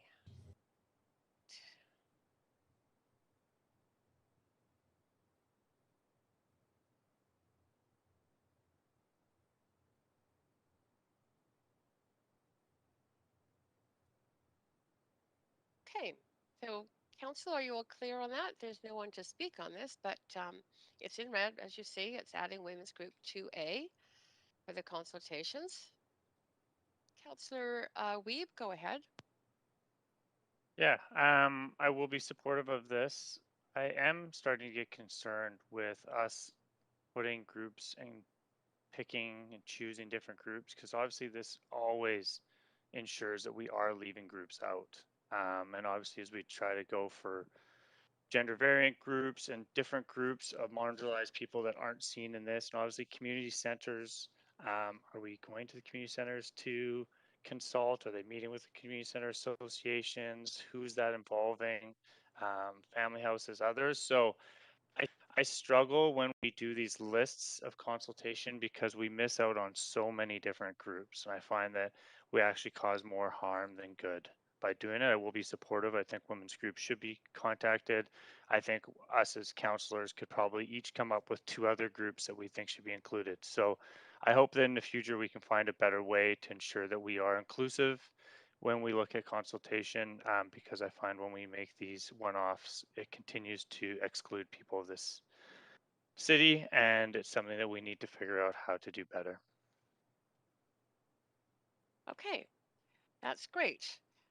Councillor Weeb, I think you are the last person to speak to this. So again, Councillor, we're voting on the adding of women's groups to this motion as amended by Councillor Swanson. And clerk, I think we can be move to votes. Thank you.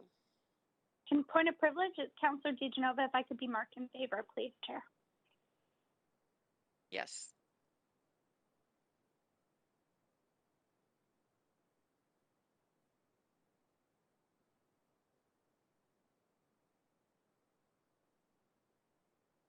And that passes unanimously. Okay, Council, we are now back to the main queue.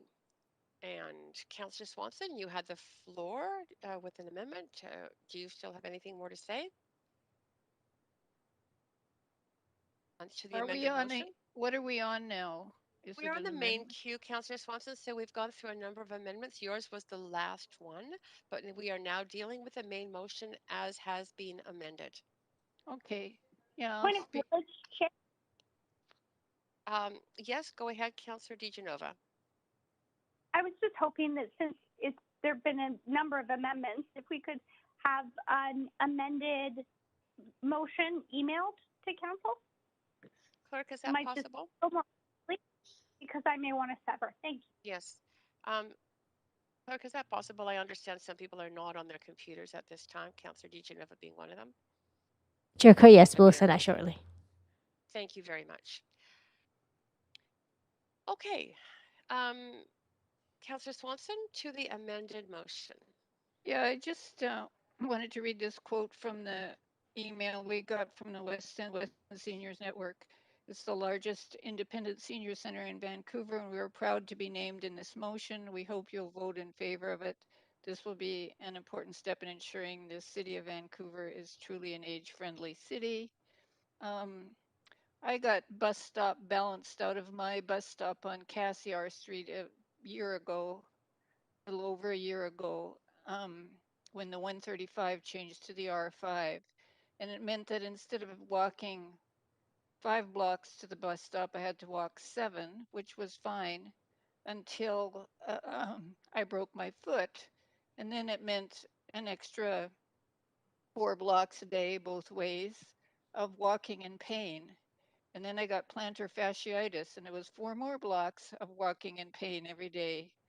And it wasn't, I mean, I survived, but a lot of people have worse. And I think we need to realize that when no one is at a bus stop to get on and no one needs to get off at that bus stop, the buses don't stop there. It's only when there's a need that the buses stop. And I think it is a problem that TransLink is doing all this consultation during COVID when ridership is down so much, because the people who would be responding to the consults aren't doing so. And then they're going to come back, hopefully, when we ever get over COVID, and the bus stops aren't going to be there, and it's going to really keep people from riding the bus. I know when I had my broken foot, I was thinking, oh my God, is this what it's going to be like walking to the bus all the time? Maybe I should get a car. And some people who take the bus have that option. So, yeah. And the other thing is Handy Dart. I mean, Handy Dart is revising its methods so that people are going to be interviewed, and they're going to try and TransLink is going to try and encourage them to use other methods of transport that aren't the door-to-door method that HandyDart provides. Well, who uses HandyDart? It's people that need the bus stops to be close together. So I think it is really important that HandyDart start really consulting with all the groups that are listed in this resolution and some more. And I hope we as a city can be a strong advocate for all these people. So I hope this passes. Great. Thank you, Councillor Swanson. And Councillor Kirby Young to the amended motion. Yeah, I just wanted to move to sever the clauses when we for the vote, please. Are there any particular clauses? No, I mean, do you want every single one of them severed? Yes, A, please. B, C? Okay. Yeah, thanks. Okay. And that is it. We have no more speakers on the queue. So, clerk, if we could, I guess, go to that vote, starting with, well, we have severed A, B, C. So first on A, is it? Is that highlighted for us?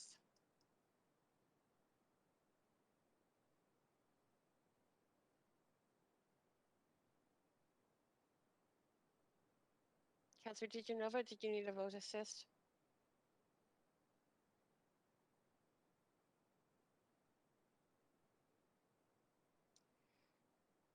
Councillor DeGenova, we cannot hear you if you need a vote assist.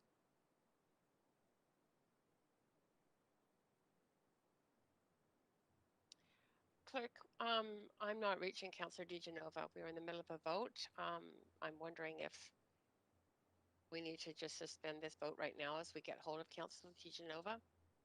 Chair Kerr will give her a call. Councillor Dijanova on the line. Thank you.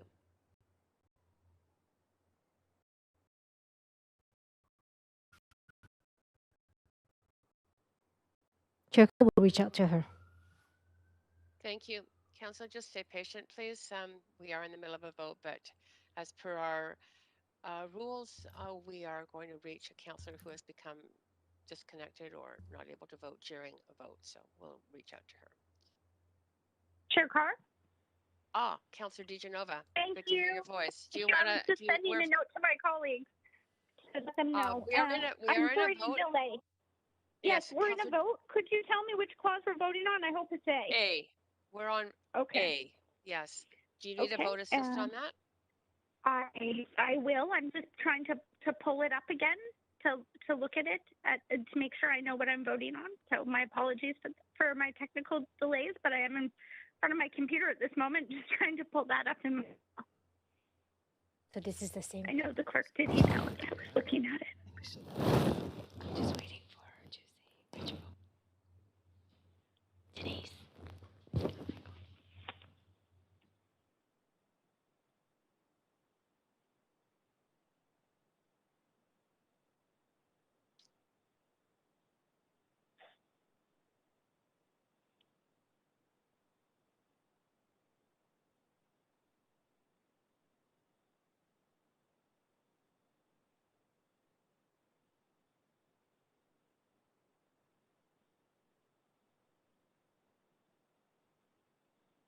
I'm having some technical difficulties here with that, so I will.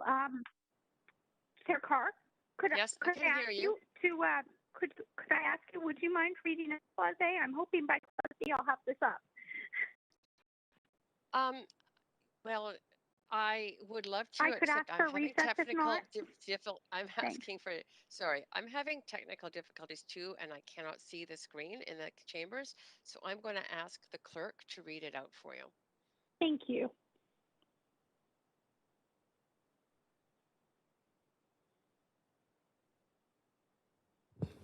Clause A, that Council direct the Mayor to inform TransLink that Vancouver Council recommends that they consult with seniors and disability groups, neighborhood houses, women's groups, community centers, and lower income and transit reliant workers who depend on buses before cutting the number of bus stops.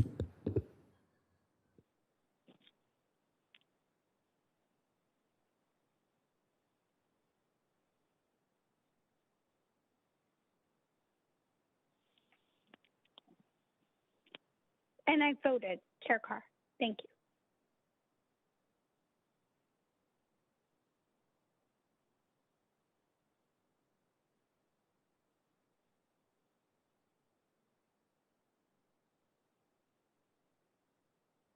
Clerk, if you could just verify that vote. I'm sorry, I'm having IT work on my screen right now, but if you, I think it was a unanimous vote on A. If you could verify that, please. Chair Carr, that is correct. Great. Okay. And if we could move to clause B, that would be great. And if we and Councillor Dijanova, have you got? Would you like to have that clause read to you? I'm trying not to go through. Yes, please. Thank you. Okay, I'll read it. B is that Council directs staff and ask TransLink to report back on progress advancing other ways of speeding up buses, such as bus-only lanes and barring right-hand turns by non-bus traffic, including any recommendations for accelerating that work in line with existing direction to improve bus speed and efficiency and consistent with Climate Emergency Action Plan. Thank you.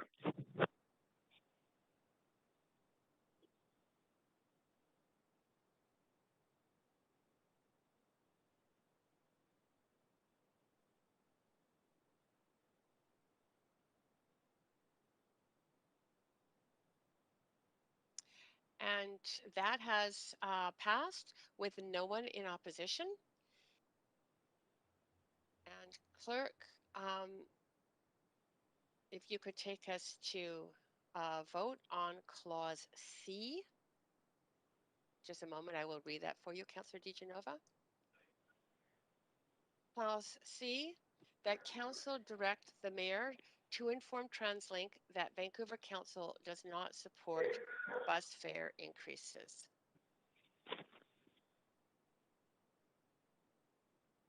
Thank you. And that passes with Councillors DiGenova, Dominato, Bligh, and Kirby Young in opposition. Okay, and I believe that that is it for the vote. Thank you for thank you, IT, for coming to my rescue very quickly. We are now moving to the next referred motion. And I'm going to ask, because it is the motion that I moved, I'm going to ask Councillor Kirby Young as Vice Chair to take over the chair, please. Yeah, thanks, Chair. So the next referred motion is item 4, titled Joint Vancouver City Council, Vancouver School Board Committee to collaborate on capital projects. A member motion from Councillor Carr that was introduced and seconded by Councillor Boyle. We will now hear speakers on this motion. We did have 2 registered speakers, although Clerk, can you confirm the first speaker, Commissioner Irwin, if he is still speaking or he has withdrawn further to his earlier comments? Vice Chair Kirby Young, we have both speakers on the line ready to go. Okay, fantastic. Commissioner Irwin, are you on the line? Can you hear me? I'm going to do what I can over the next 2-3 days to get your presentation marks together. The participation in the tutorial, that'll come out at around the same time as the final. And so basically, you know, you will get results, and I'm communicating with Natalia about getting her half of the marking done, because my goal always is to have people have as much as they can have from the course before they... Irwin, and move on to the second speaker at this point. And we can come back to Commissioner Irwin. He seems to be on another call. Do we have the Vice Chair, we'll just check with Commissioner Irwin just a minute. Okay, thanks.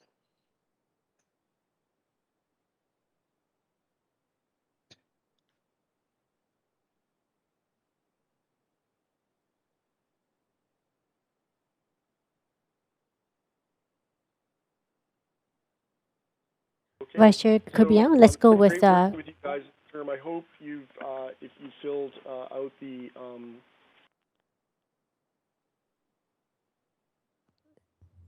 Vice Chair Kirby Young, let's go with Janet Fraser. We'll patch her through. Okay, thank you. Okay, Trustee Fraser, are you there? Yes, I am. Thank you. Okay, great. Thanks for joining us. You have 5 minutes to speak to Council on the motion. Please go ahead. Right, thank you, and good afternoon, and thank you for giving me the opportunity to speak today. I'm Janet Fraser, one of the 9 Vancouver School Board trustees, and I'm speaking to Council today as Carmen Chair, our Chair, Carmen Cho, asked for a trustee to take on this role as both she and the Vice Chair are unable to attend. So the motion before Council is in response to one of the 9 actions in the recently approved VSB Long Range Facilities Plan.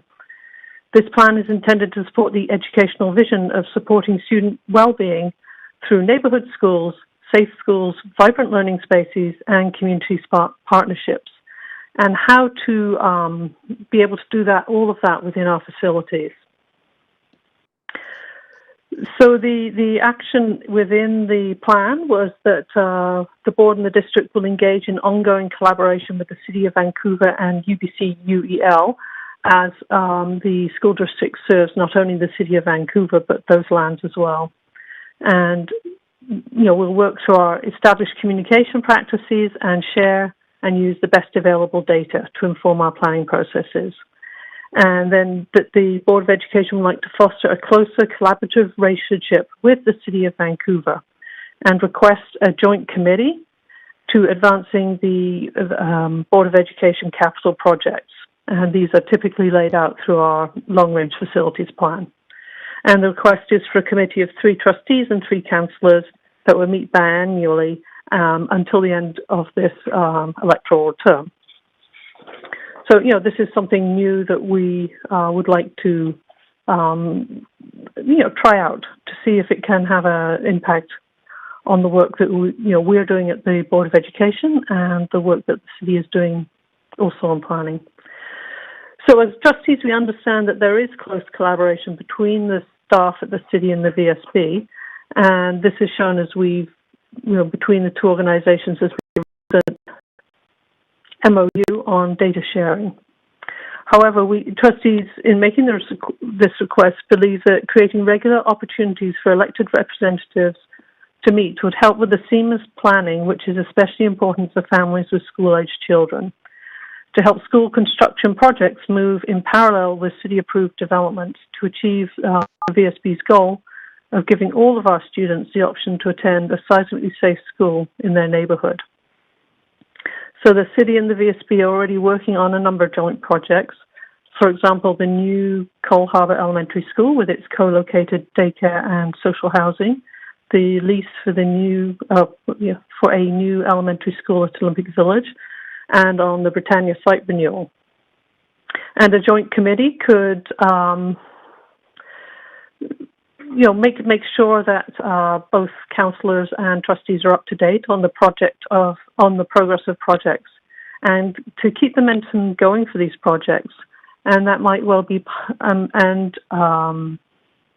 coordinating, reach out to other levels of government, such as the Provincial Ministry of Education, could be part of the work.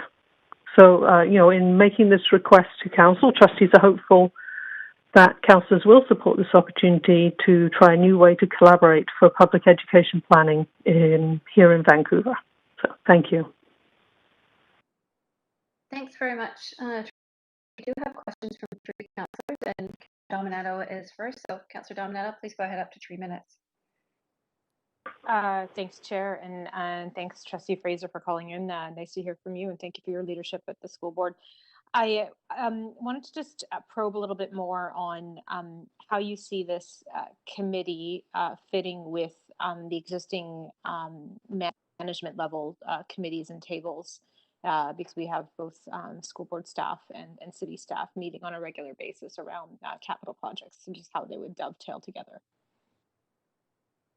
Yes, and I think the staff work together on many of the operational parts of these projects, and I see this as more sort of a governance and advocacy level, where it's the making sure that the councillors and trustees get regular updates from their colleagues on the projects that are moving forward, and to do the bigger piece of the advocacy and the taking on the responsibility for making sure that there is, as elected representatives, there is good coordination between the 2 bodies.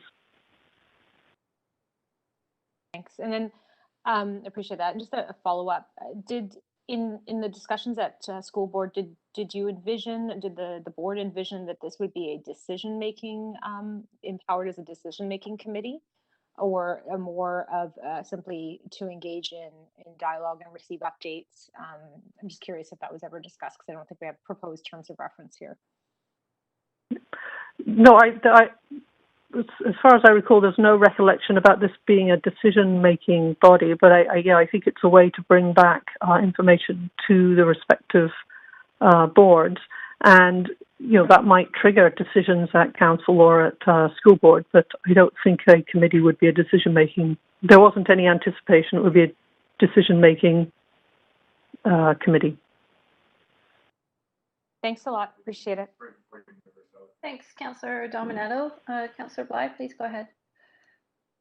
Thanks very much, Vice Chair. I just thanks very much, Trustee Fraser, for being here. I wanted to ask a couple of questions regarding the context, and I'm sorry if I missed it in your presentation. You had sort of outlined perhaps some recommendations in terms of how this committee would function or could function with particular members. Could you just reflect that back once more? Sorry, could you just repeat the last part of your question, how this committee could reflect? The composition. of the committee? Was that Okay. your recommendation? Yeah. The the action within the approved long-range facility plan was to request for a joint committee that would consist of 3 trustees and 3 councillors. Okay. Okay, great. Thank you. Was there ever discussion around this type of committee, whether it's this one or something similar, to also look and collaborate, discuss opportunities around um, um, distinct from capital? So I don't know if I want to say operating, but just other ways that we can work together as a city and the school board in generating community, let's say, for example, on school grounds. I know that there's a lot of support for varying programs, but I wonder if there's an opportunity for this to expand in more day-to-day, informing day-to-day functions of how schools are used. To that, I would say that the long-range facility plan does, have an emphasis on community partnerships. So, because the request came through this plan, I'm not quite sure how the committee would function, and it would probably take a little while. And is there a particular? Okay, well maybe I'll leave it there. I'm curious about that to expand part of this motion to look at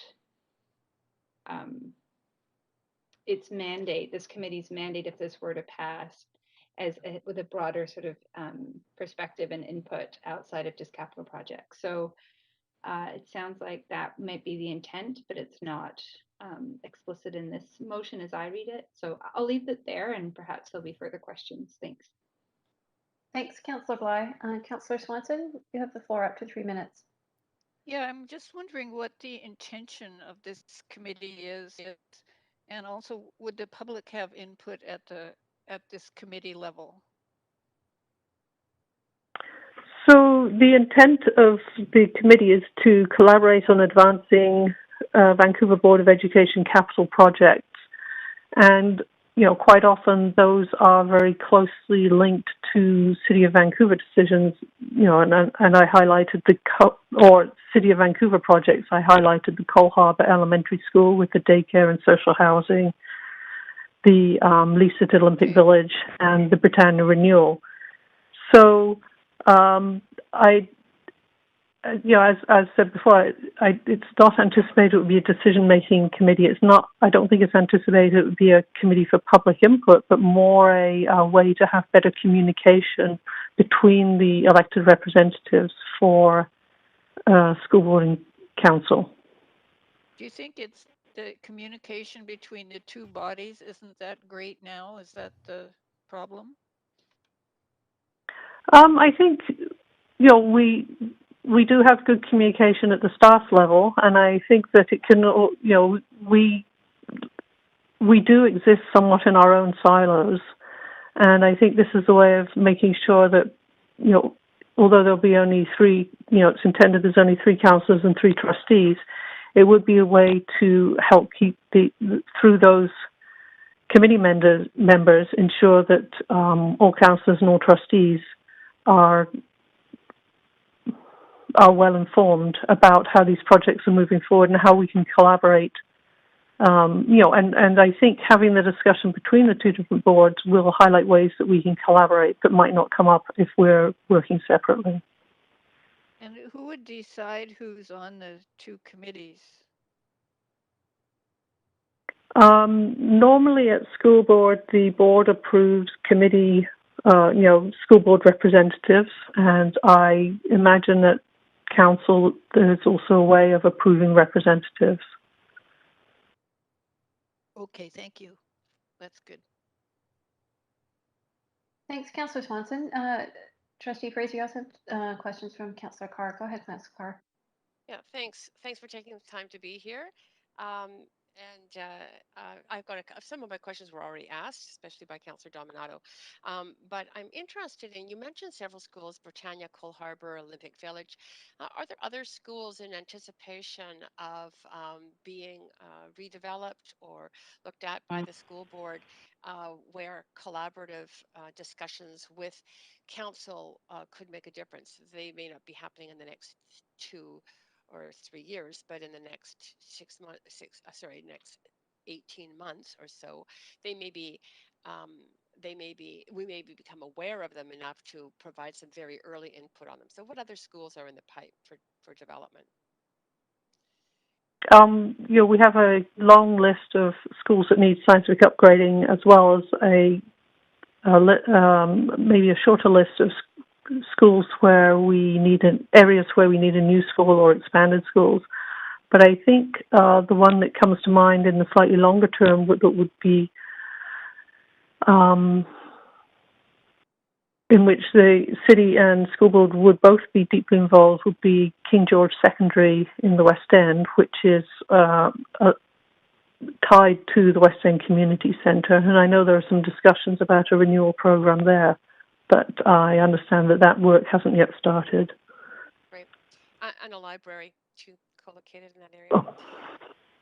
Okay, that's a good example. Thanks. I assumed that there were some, but that's good. Are there elements of discussion that could happen that aren't just around the actual capital end of things and the infrastructure, but policy? And I'm thinking here about the fact that we have, in some cases, people coming to a public hearing to speak, saying to us, why are we as council adding more density into an area where the schools are full, and we won't be able to get our children into that school. It'll be a long distance to get to another school. And we're certainly aware of neighbors being concerned about some schools where the density of housing is much lower and the schools are empty. I mean, so is that kind of policy work also, do you think, potentially part of the discussions that could take place? Yes, thank you for your question. And the wording in the request from the school board is that the committee collaborate on advancing VBE capital projects. And I think as the terms of reference are developed, that could be, that scope of work could be quite broad and sort of capture, advancing capital projects for community benefit as one of the previous questions, and also in the way the processes and the policies work between the city and council. So I think because it's a new thing, it was asked with a fairly tight focus, but maybe there are more possibilities. Trustee Fraser, that is Councillor Carr's time. I'm sorry, but you do have questions as well from Councillor Bligh. Okay. Go ahead. Hi, Janet. Thanks for coming to speak today. My question is, I know that as chairs back in the day, we both sat on a committee that included park board commissioners. I'm just wondering, was there conversation at the school board level about including park board commissioners? And do you see that as a potential in the future? There wasn't discussion at the school board around this. I think maybe it was assumed that that role would be taken on by the city, but I think that if park board commissioners are interested in participating, I think we would be open. I think we'd be open to broadening the net for the discussion. Okay, thank you very much. Great, thank you, Councillor Reeve, and thank you, Trustee Fraser, for speaking to Council. There are no more questions for you, but thank you for being here. Okay, Council. So those are our two registered speakers for this item. So all of the registered speakers have been heard. Is there Vice Chair Kirby Young? Yes. We still have John Irwin to hear from. Oh, I'm sorry, I forgot Mr. Irwin. We do have, I'm sorry, my apologies. We do have Commissioner Irwin. Commissioner Irwin, are you on the line? Yes, I am. Thanks, Chair Kirby Young. It won't take too much time because I know. Are you good? Or can you guys hear me? We can hear you. Please Hello? go ahead up to 5 minutes. Okay. Yes. Okay, thank you. Yeah, so I did feel this was important, so I did want to try to get back, because I wasn't able to say anything about it beforehand. I'm speaking for myself, but our caucus, isn't keen on this committee.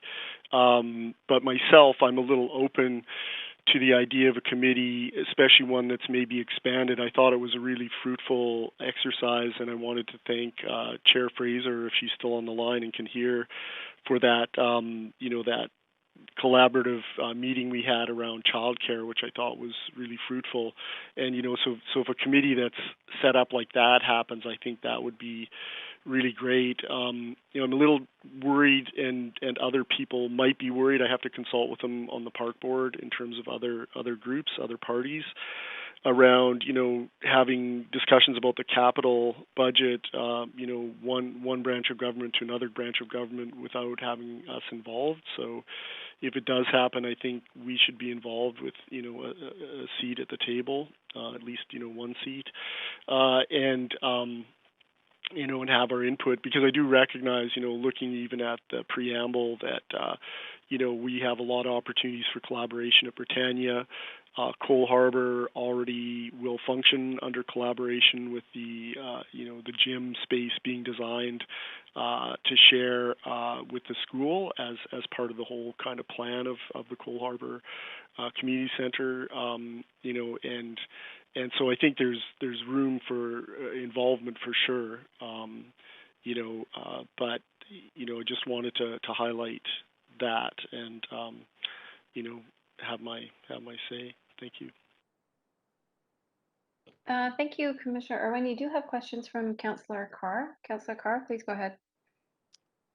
Yes, thanks, Commissioner Irwin. I just wanted to expand a bit on what you were saying about the possibility of the park board commissioners being involved in this. And so I'm wondering if although this is a short-term project, it only by virtue of the request of the school board goes to November 1st of 2022. So that's about a year and a half.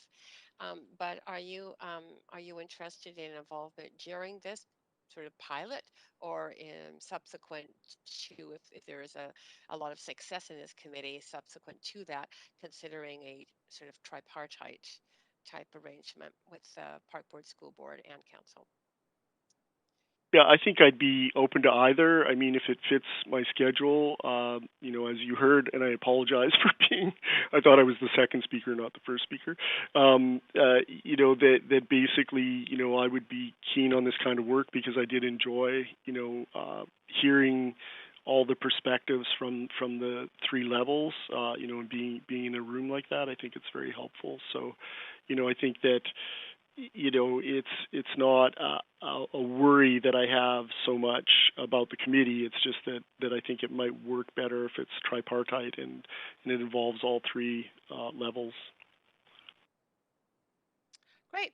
Okay, that's good. Thank you. Appreciate that, because the terms of reference for this will be coming back to council. It'll be interesting to potentially look at that suggestion. Thank you. Great. Thanks for your time. Thanks, Councillor Carr. Thank you, Commissioner Council. You don't have any further questions. Okay, thanks. Take care, everybody. You too. Take care. Okay, Council, that concludes our speakers, truly this time, as the end of our speakers list. So is there any debate and discussion on the motion? There is. Please put yourselves on. Point of privilege. It's Councillor Dudnova. Could you please add me to the list for debate? Yes, you will be second after Councillor Dominato. Councillor Dominato, you have the floor. Thanks, Chair, and thanks to the speakers as well called in. I'd like to move an amendment to the motion. Okay, I'll ask the clerk to move us to an amendment queue. Thank you. And you sent that to the clerk, Councillor Dominato? I have, thanks. Great, please go ahead. And it's simply to strike a portion of B in the first clause one, just to remove, it keeps an implementation plan to come back, so draft terms of reference and then in addition an implementation plan, but it does remove provision for a budget as part of this process, as well as part of the operating budget for 2022. And largely stems from, as I think there was a question asked yesterday that, we didn't foresee, I think the mover of the motion didn't foresee that this would necessitate a budget. And I think in keeping with where we're at as a city right now, if this is really what I'm hearing to be a committee of elected officials, which, trustees, councillors, possibly park board commissioners, I'm hearing, and it is to support dialogue and engaging on both capital and potentially policy issues. Given that it's time bound and we're initiating it for this year, I don't see the necessity for a budget to be prepared for this. I would hope that we could achieve it through existing resources that we have, whether that's through existing staff time and our time as councillors and elected officials. So that's the thrust of the amendment.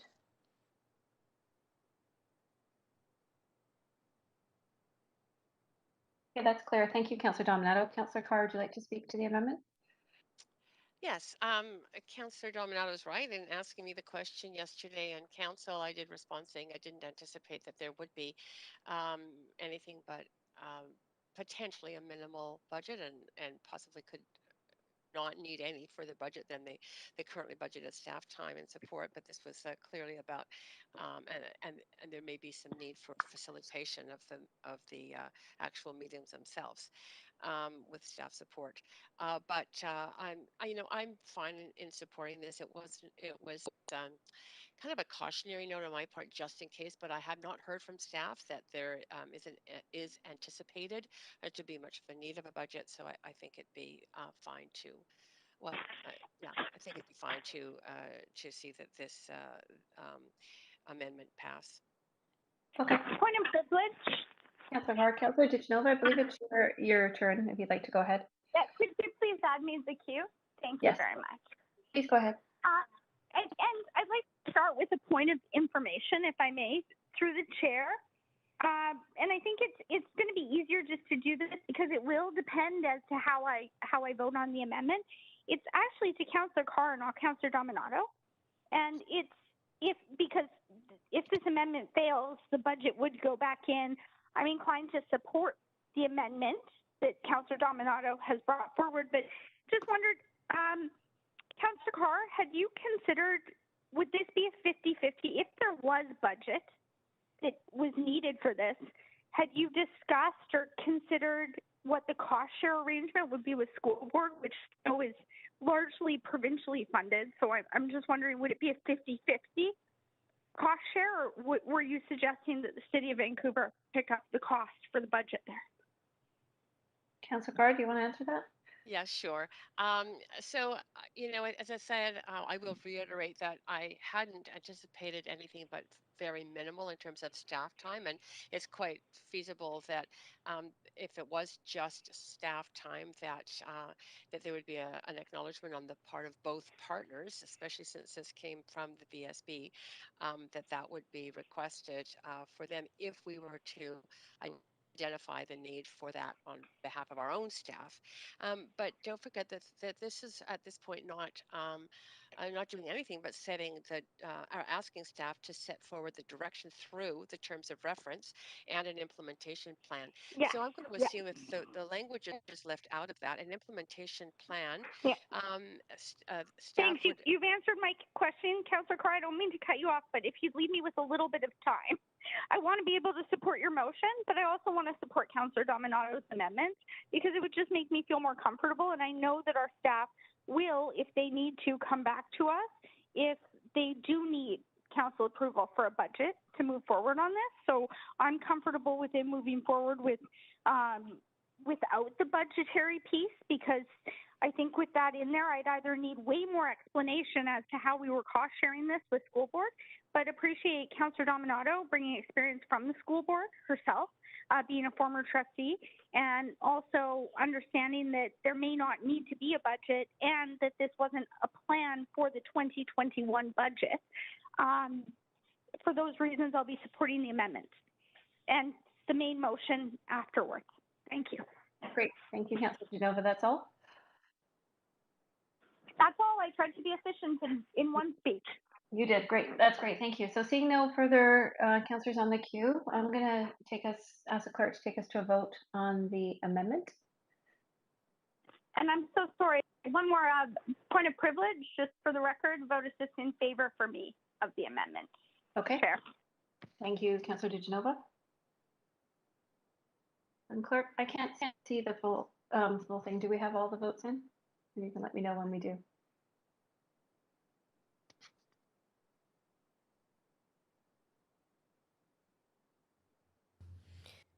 Okay, Council, the amendment has passed unanimously with none in opposition.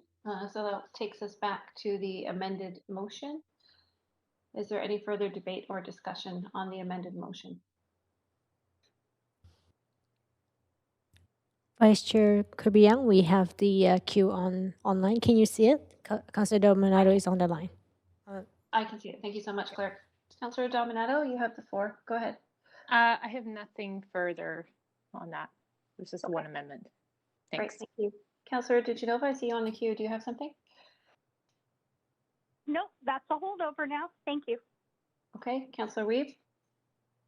I'll just be voting in support. I'm really glad that this is brought forward. I think it's important to have these cross-jurisdictional and intergovernmental working groups and committees to really advance the important work of the city.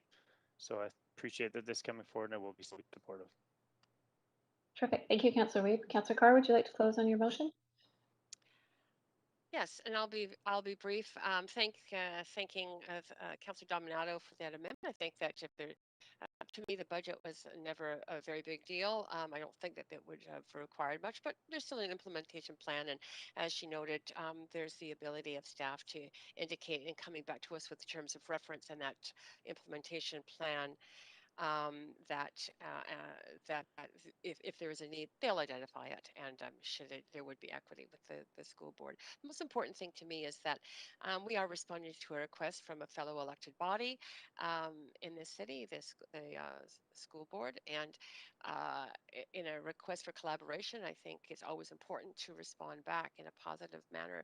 I can't think of a downside to this, especially if this is a pilot. We recognize the need to, move through some discussions and collaborative decisions, although not really decisions, recommendations for decisions that might go back to our respective bodies. There won't be decisions at this. There will be discussion. There will be an ability to talk through with staff in anticipation of anything that arises out of these meetings to go to the respective bodies, the school board and the school board and the council for decisions. So, I just make those decision-making processes faster, easier, and more robust because of the discussions. So I'm hoping that there will be good ideas that come out of this. The collaboration will prove fruitful in terms of providing for outcomes in the capital projects of the school board that serve community needs that much more fully. And I'm happy with the fact that school board asked us to collaborate in this manner. Terrific. Thank you, Councillor Carr. So Council, seeing no one else on the queue, I'm going to ask the clerk to take us to a final vote on the amended motion on the joint Vancouver City Council, Vancouver School Board Committee to collaborate on capital projects. So Council, if you can vote on screen, please. And point of privilege, Chair, one last time, in favor for me is Councillor DeGenova. Great, thank you.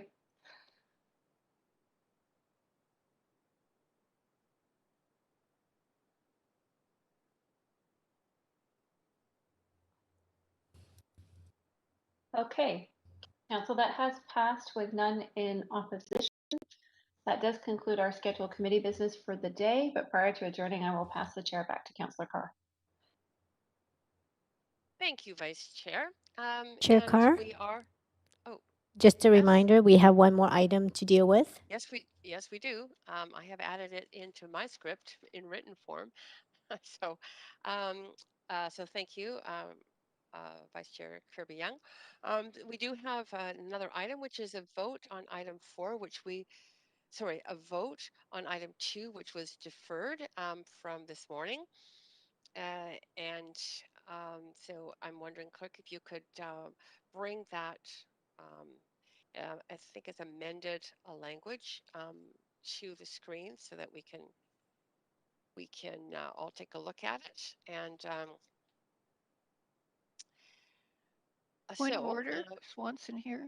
Yes, actually, you're on the. Go ahead, Councillor Swanson. You're actually on the list.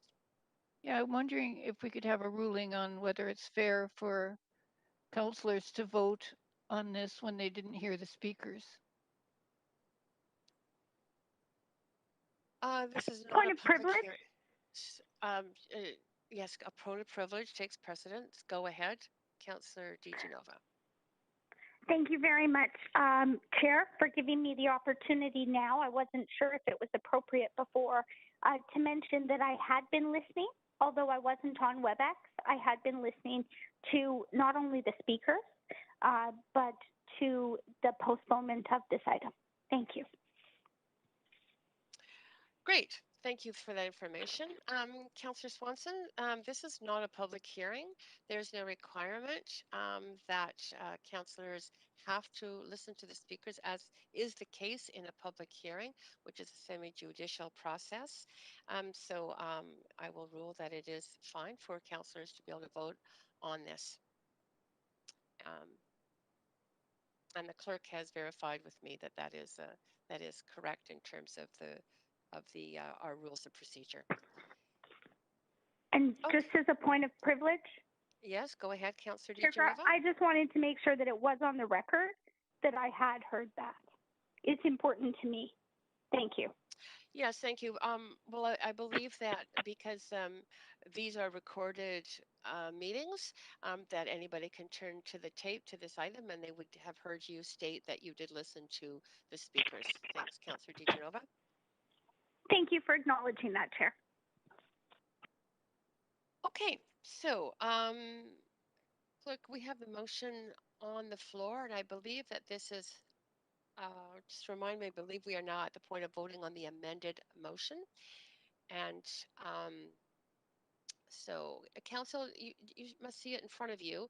I'm just going to make sure that everybody has the actual, have read that motion. You know what you're voting on. It's sections, oh, sorry, clerk. Section G is highlighted at this point. And I thought we'd already voted on that. Could you please inform us in terms of the vote? Is it? Chair Carr, that was the amendment that was proposed by Councillor Fry and has been adopted. Yes. We will now So vote on the it's final. no longer. That's right. correct. It's no longer necessary to have it in yellow. Does anybody need this severed? Can we just move ahead with the amended? A point of privilege, please. Yes, go ahead, Councillor DiGenova. If I could please sever G. Okay. So we or separate vote. That's the only one I'd like to sever. I'm just going to make sure there's no one else on the queue for that. So, Clerk, I think we can vote on G first if you want to highlight that. And then we will vote on the whole rest of the motion A through F. So, Council, we are voting on G. And if I get a vote assist for G in opposition, please, Chair. Okay.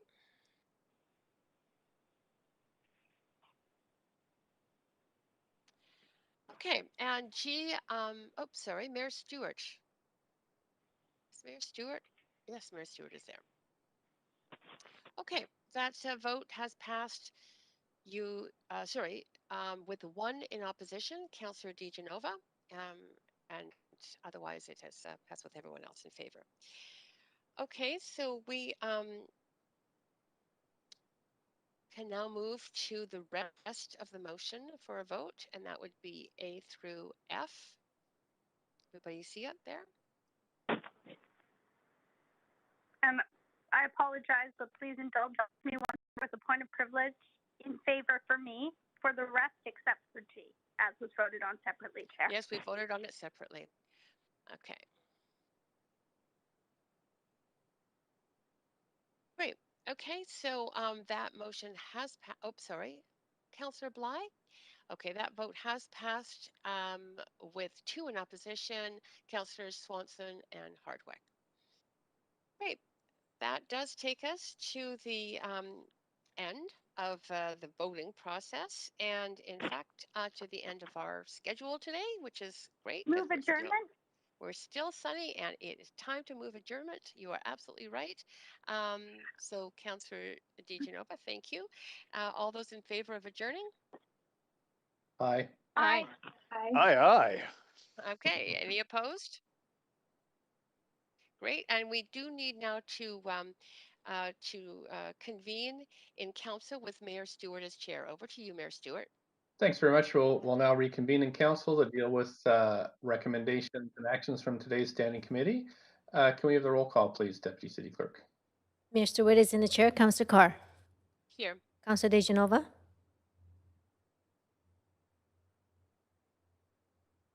Councillor DeGenova. Councillor Fry. Here. Councillor Swanson. Here. Councillor Hardwick. Present. Councillor Wiebe. Present. Councillor Boyle. Present. Councillor Dominato.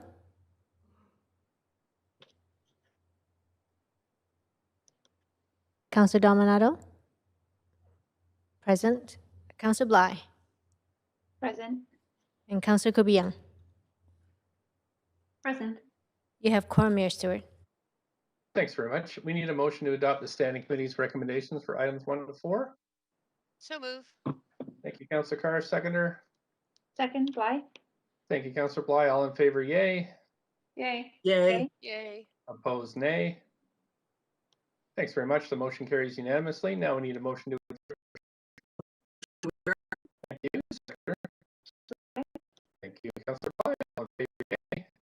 Yay. Yay. Nay. Good. This meeting's adjourned. Thanks very much, Council. We'll see you next in the public hearing. Was that, clerks, the next? Tomorrow night. That's correct, at 6 p.m. At 6 p.m. Thank you, Council. The sunshine. Thanks, Bye-bye. Everybody. Thanks, Bye. everyone. Thanks, staff. Thanks, Thanks, everyone. Right.